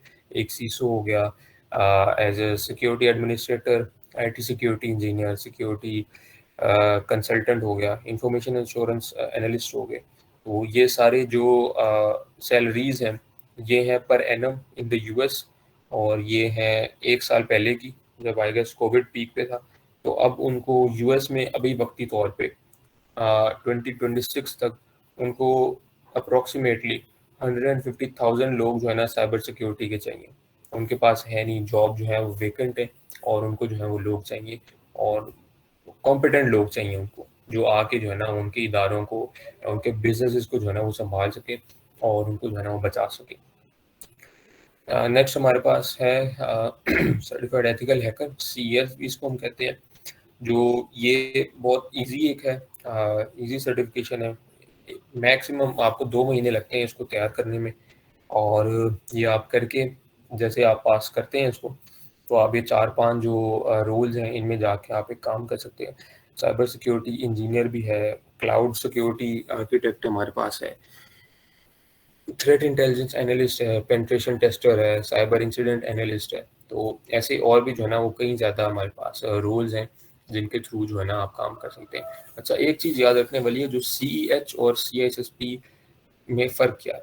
CISSP हम वो वाले लोग करते हैं जिन्होंने मैनेजमेंट सेक्टर में जाना है, जिन्होंने बैठ के जो है ना वो स्कैन्स नहीं करवाना है, जिन्होंने रन नहीं करना कुछ भी, ना जिन्होंने बैठना है लैपटॉप के ऊपर उन्होंने देखना है, उन्होंने मैनेजमेंट सेक्टर को सारा देखना है, उन्होंने जो है ना ऊपर बैठ के सारा समझना है और देखना है कि कंपनी जो है कितनी सिक्योर है। जो ये CEH वाले हैं, ये ज़्यादातर जो है ना हमारे पास वो इंजीनियर्स हैं, वो सिक्योरिटी स्पेशलिस्ट हैं जिन्होंने कंपनी को सिक्योर रखना है और करना है। और वो कैसे करेंगे, वो डेफिनेटली बैठेंगे, अपने टूल्स के साथ बैठेंगे, स्कैन्स करेंगे और रिपोर्ट्स बनाएंगे, और आगे जो है ना वो जो CISO होगा उसको जो है वो फॉरवर्ड करेंगे इन टर्म्स ऑफ ये कि वो देखना चाहें कि आगे जो है हमारी सिक्योर जो कंपनी है, जो बिजनेस है, वो ठीक से जा रहा है कि नहीं जा रहा, और कोई थ्रेट वगैरह नहीं है। तो I am concluding my talk. और ये एक ओलिवर गोल्डस्मिथ का मुझे कोट अच्छा लगा था, उसने कहा था, ask me no questions and I will tell you no fibs. तो अगर आपका कोई सवाल है, feel free to answer question मी।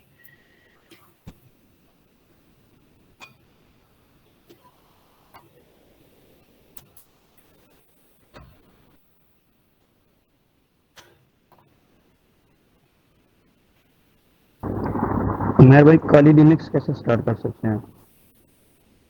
अच्छा, काली लिनक्स कैसे, आपको सबसे पहले तो एक वर्चुअल मशीन का एक सॉफ्टवेयर जो है वो डाउनलोड करना पड़ेगा। हमारे पास VMware स्टेशन के नाम से आपने शायद सुना हो, तो VMware स्टेशन पहले आप डाउनलोड कर लें।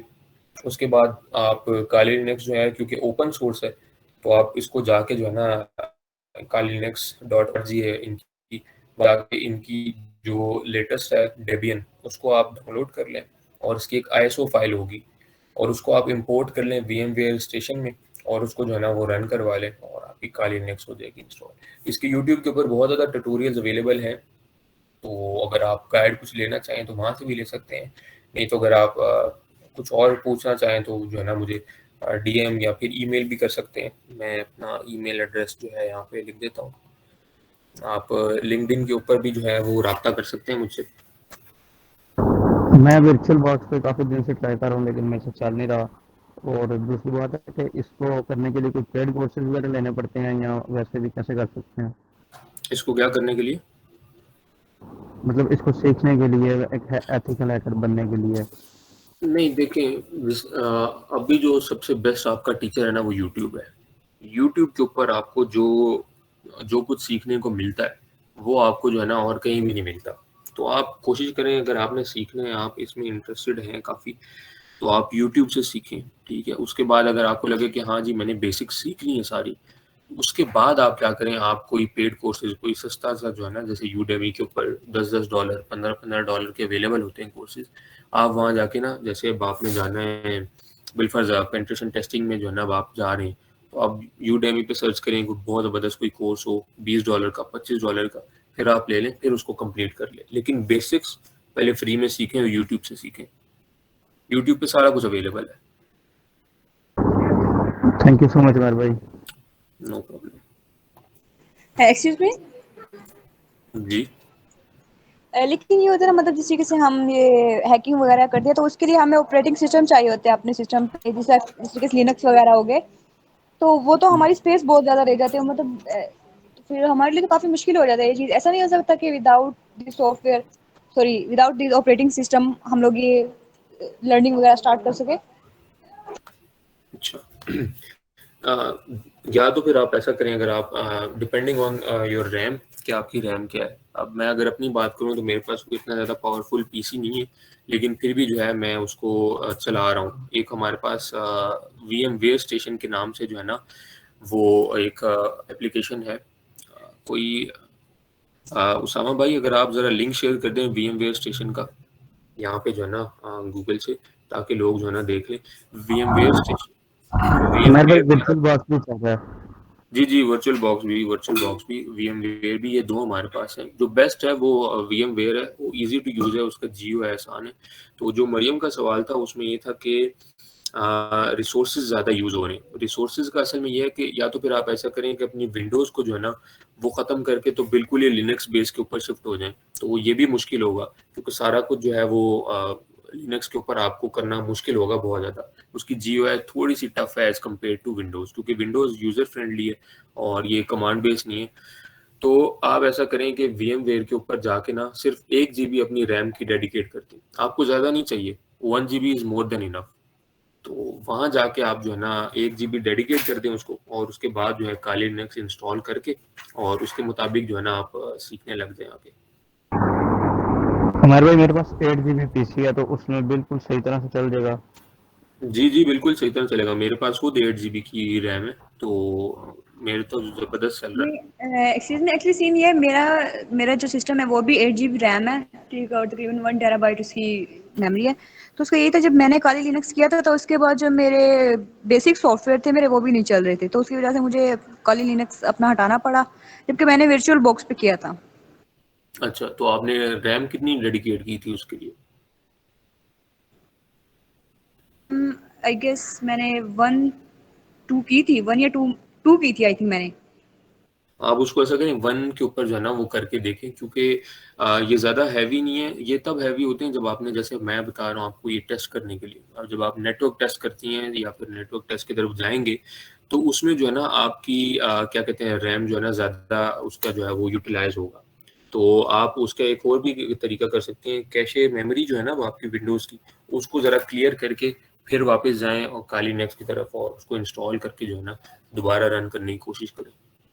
और आप वर्चुअल बॉक्स के ऊपर अगर आप कर रही हैं और आप भी राना हुसैन, तो आप ऐसा करें दोनों जो है ना VMware स्टेशन की तरफ आ जाए। वो जो है ना थोड़ा भी है और यूजर फ्रेंडली बच्चों के जो है ना वो स्पेस। हमारे भाई बेस्ट हो गया। तो मुझे ये बता दें कि ये वाईफाई वगैरह के पासवर्ड हैक करने के लिए या इन चीज़ों के लिए कितनी देर तक हमें ट्यूटोरियल वगैरह लेने पड़ेंगे? वाईफाई के पासवर्ड, अच्छा इसमें एक आपके पास एक है, एक सेकंड बस। एक हमारे पास लिनक्स के ऊपर ही जो है ना वो एक है WF बाईपास के नाम से ट्यूटोरियल की। अगर आप बात कर रहे हो तो अगर तो आप इंथुजियास्टिक हो, ठीक है, तो मैं समझता हूँ कि 2 दिन 3 दिन में भी आप सीख सकते हो। जो सीखना चाहे सही तरह वो आराम से सीख सकता है, और जो नहीं सीखना चाहे या फिर वो कहे कि अभी टाइम नहीं तो कल तो परसों, तो वो फिर with the passage of time people lose their interest. और तो जो है ना आपको ये बेहतरी की तरफ जो है ना वो ज़रा देखना पड़ेगा। तो आप यही है कि सीखें। यूट्यूब के ऊपर अवेलेबल है। यूट्यूब के ऊपर अगर आप वाईफाई का नहीं मिल रही तो आप यूडेमी पे जाएं, ठीक है, $10 का मैक्सिमम आपको कोर्स मिल जाएगा, $15 का मिल जाएगा। कोर्सेरा तो it's a bit expensive right now, तो आप Udemy is the best option right now. एक और प्लेटफॉर्म है, मैं चैट में उनकी वेबसाइट डाल देता हूँ। ये एक प्लेटफॉर्म है alnafi.com के नाम से। मैंने तकरीबन अपनी जो भी साइबर के मामले में जो चीज़ सीखी है वो यहीं से सीखी है। इसमें इनके जो हैं वो अलग अलग ट्रैक्स हैं। कॉर्ड्स का एक ट्रैक है, एक कैट का ट्रैक है। कॉर्ड्स में होता है साइबर ऑप्स, डिफेंसिव, ऑफेंसिव और स्कैडा। तो इसमें आपकी पूरी जो आप कह रहे हैं ना वाईफाई पेनिट्रेशन टेस्टिंग सीखनी है और वाईफाई हैकिंग ये वो, तो आप यहाँ से सीख सकते हैं। इनकी ईयरली सब्सक्रिप्शन है ₹8000। तो I don't think so 8000 is more आजकल के टाइम में, जहाँ पे पेट्रोल भी अब 210 का हो गया। तो मेरे ख्याल से जो है ना आप यहाँ जाके इसको ज़रा देखें। 1 वीक फ्री ट्रायल है इनका, और उसके बाद अगर आपको समझ आ रही है तो आप जो है ना इनका कोर्स ले लें और शुरू हो जाएं करना। Thank you so much Mehar भाई। No problem. Anyone else?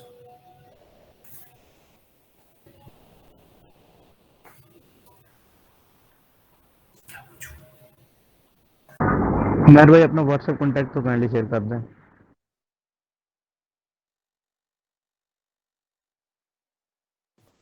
अस्सलाम वालेकुम मेहर भाई। अच्छा मुझे ये बता दें कि स्टार्टिंग कहाँ से करें, क्योंकि बेसिक भी नहीं आता मुझे। जी वालेकुम सलाम।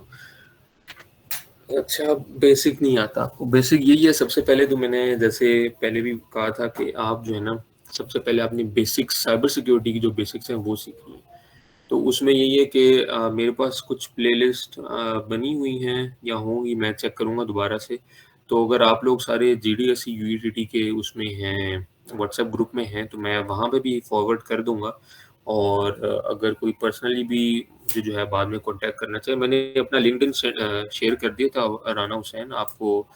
आप जो है ना वहाँ पे बेशक आप मुझे मैसेज कर सकते हैं, या ईमेल करना चाहें तो वहाँ कर लें ईमेल। तो मैं जो है ना जैसे अली का भी एक सवाल था कि बेसिक्स है कहाँ से शुरू करें। सबसे पहले तो आपको बेसिक्स ये आनी चाहिए कि साइबर सिक्योरिटी क्या है, और ये सारी जो इतनी बेसिक बेसिक चीज़ें हैं ना, सीधा सीधा चीज़ें जो हैं वो समझ आनी चाहिए कि क्या हो रहा है, कैसे हो रहा है। उसके बाद जब फिर आप समझ लें कि किसी आप स्पेसिफिक नीश में जब आप इन्वॉल्व होना चाहिए, जैसे पेनिट्रेशन टेस्टिंग में हम आगे नेटवर्क की बात करते हैं, या फिर हम वेब एप्लीकेशन की बात। अब जैसे मेरा वेब एप्लीकेशन के ऊपर मैं जब काम कर रहा हूँ तो मैं सिर्फ उसको टारगेट कर रहा हूँ। अगर कोई नेटवर्क के ऊपर काम करे तो सिर्फ वो उसको टारगेट करेगा, कोई फायरवॉल्स के ऊपर काम कर रहा है तो सिर्फ उसको जो है वो देखना चाहेगा। तो ये जो है ना फिर आगे जाके जैसे जैसे इंसान आगे बढ़ता रहता है, उसकी जो माइंड है, थॉट है, वो वहाँ क्लियर होती रहती है।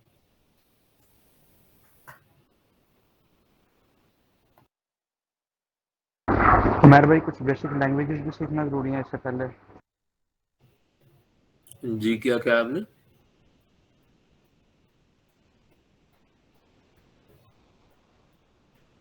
Sorry, can you repeat your question? मैंने कहा कि लैंग्वेजेस वगैरह जैसे सी प्लस प्लस जावा ये भी सीखना जरूरी है पहले? नहीं, लैंग्वेजेस सीखनी ज़रूरी नहीं है। मतलब आपको ये नहीं है कि कोडिंग आनी चाहिए, लेकिन आपको उस कोड को समझ आना चाहिए कि वो कोड आपसे क्या कम्युनिकेट कर रहा है। आपको अगर ये नहीं पता होगा C++ का सिंटैक्स, आपको नहीं पता होगा कि क्या सिंटैक्स है, इफ एल्स की जो हमारी कमांड्स हैं वो कैसे यूज़ हो रही है, क्या हो रहा है, तो वो फिर आपके लिए बहुत मसला होगा। जैसे हम एसक्यूएल इंजेक्शंस की बात करते हैं, ज़्यादातर जो बिजनेस के ऊपर जो एसक्यूएल इंजेक्शन का जो एक अटैक होता है, तो अगर आप उसको देखें कि अगर आपको एसक्यूएल का पता ही नहीं है, ना आपको उसके क्या कहते हैं डेटाबेस की कोई लैंग्वेज का पता है कि क्या क्वेरी होती है, कैसे हमने सेलेक्ट करना है, क्या होगा, तो आप जो है वो फिर आगे नहीं चल सकेंगे। कोडिंग नहीं आनी चाहिए इसमें। इसमें आपको कोड का जो सिंटेक्स है, क्या कोड आपके साथ बात कर रहा है, आपको वो समझ आनी चाहिए बस। ठीक होगा, यानी कोड को अंडरस्टैंड कर सकोगे। हाँ जी।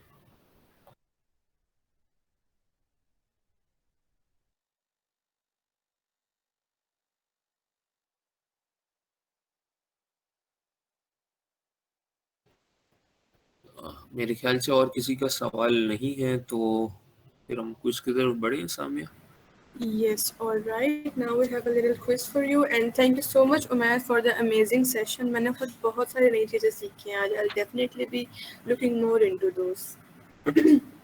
Thank you, thank you. Now we will be moving on to the short quiz in the end. I'll just share a quick link in the meeting chat. आप लोग quiz join कर सकते हैं वहाँ से. And I will be sharing the quiz screen as well.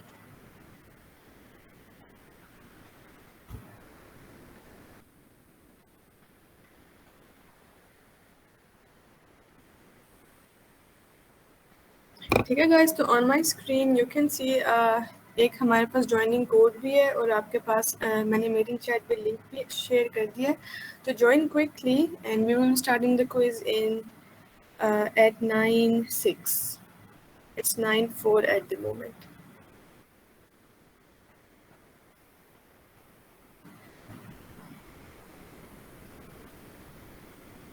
Also, I want to ask, was it Rana Hussain जिन्होंने answer किया था to become the featured attendee? Yes. Okay.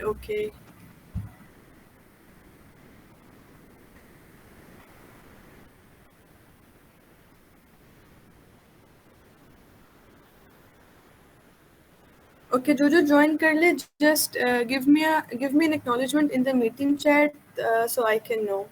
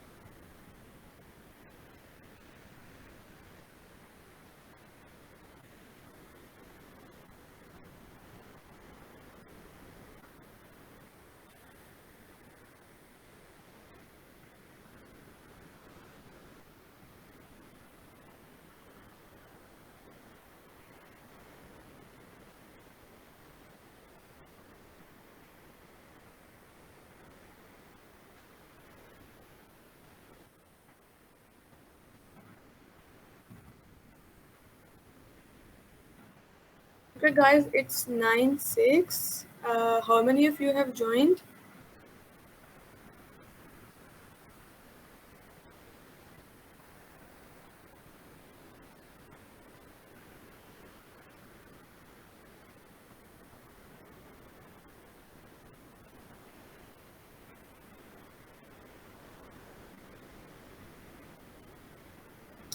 Okay मैं आपको स्टार्ट करने लगी हूँ.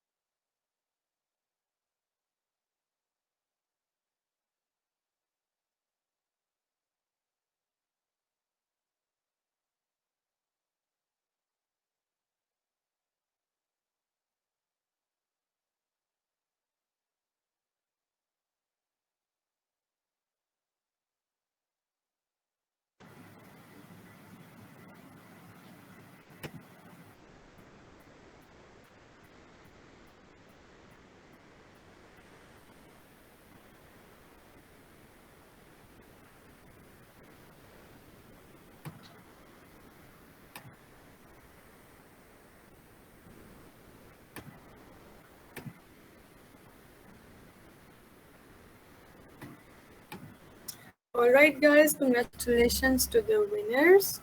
And I hope you had a really informative session, and I hope the session से आपको कोई benefit हुआ होगा. And if you guys have any more queries, kindly let us know. Group में भी आप लोग mention कर सकते हैं, or you can just simply inbox us on our LinkedIn or WhatsApp. And I hope you guys have a really great time. You guys can leave the meeting now. Thank you, and Allah Hafiz.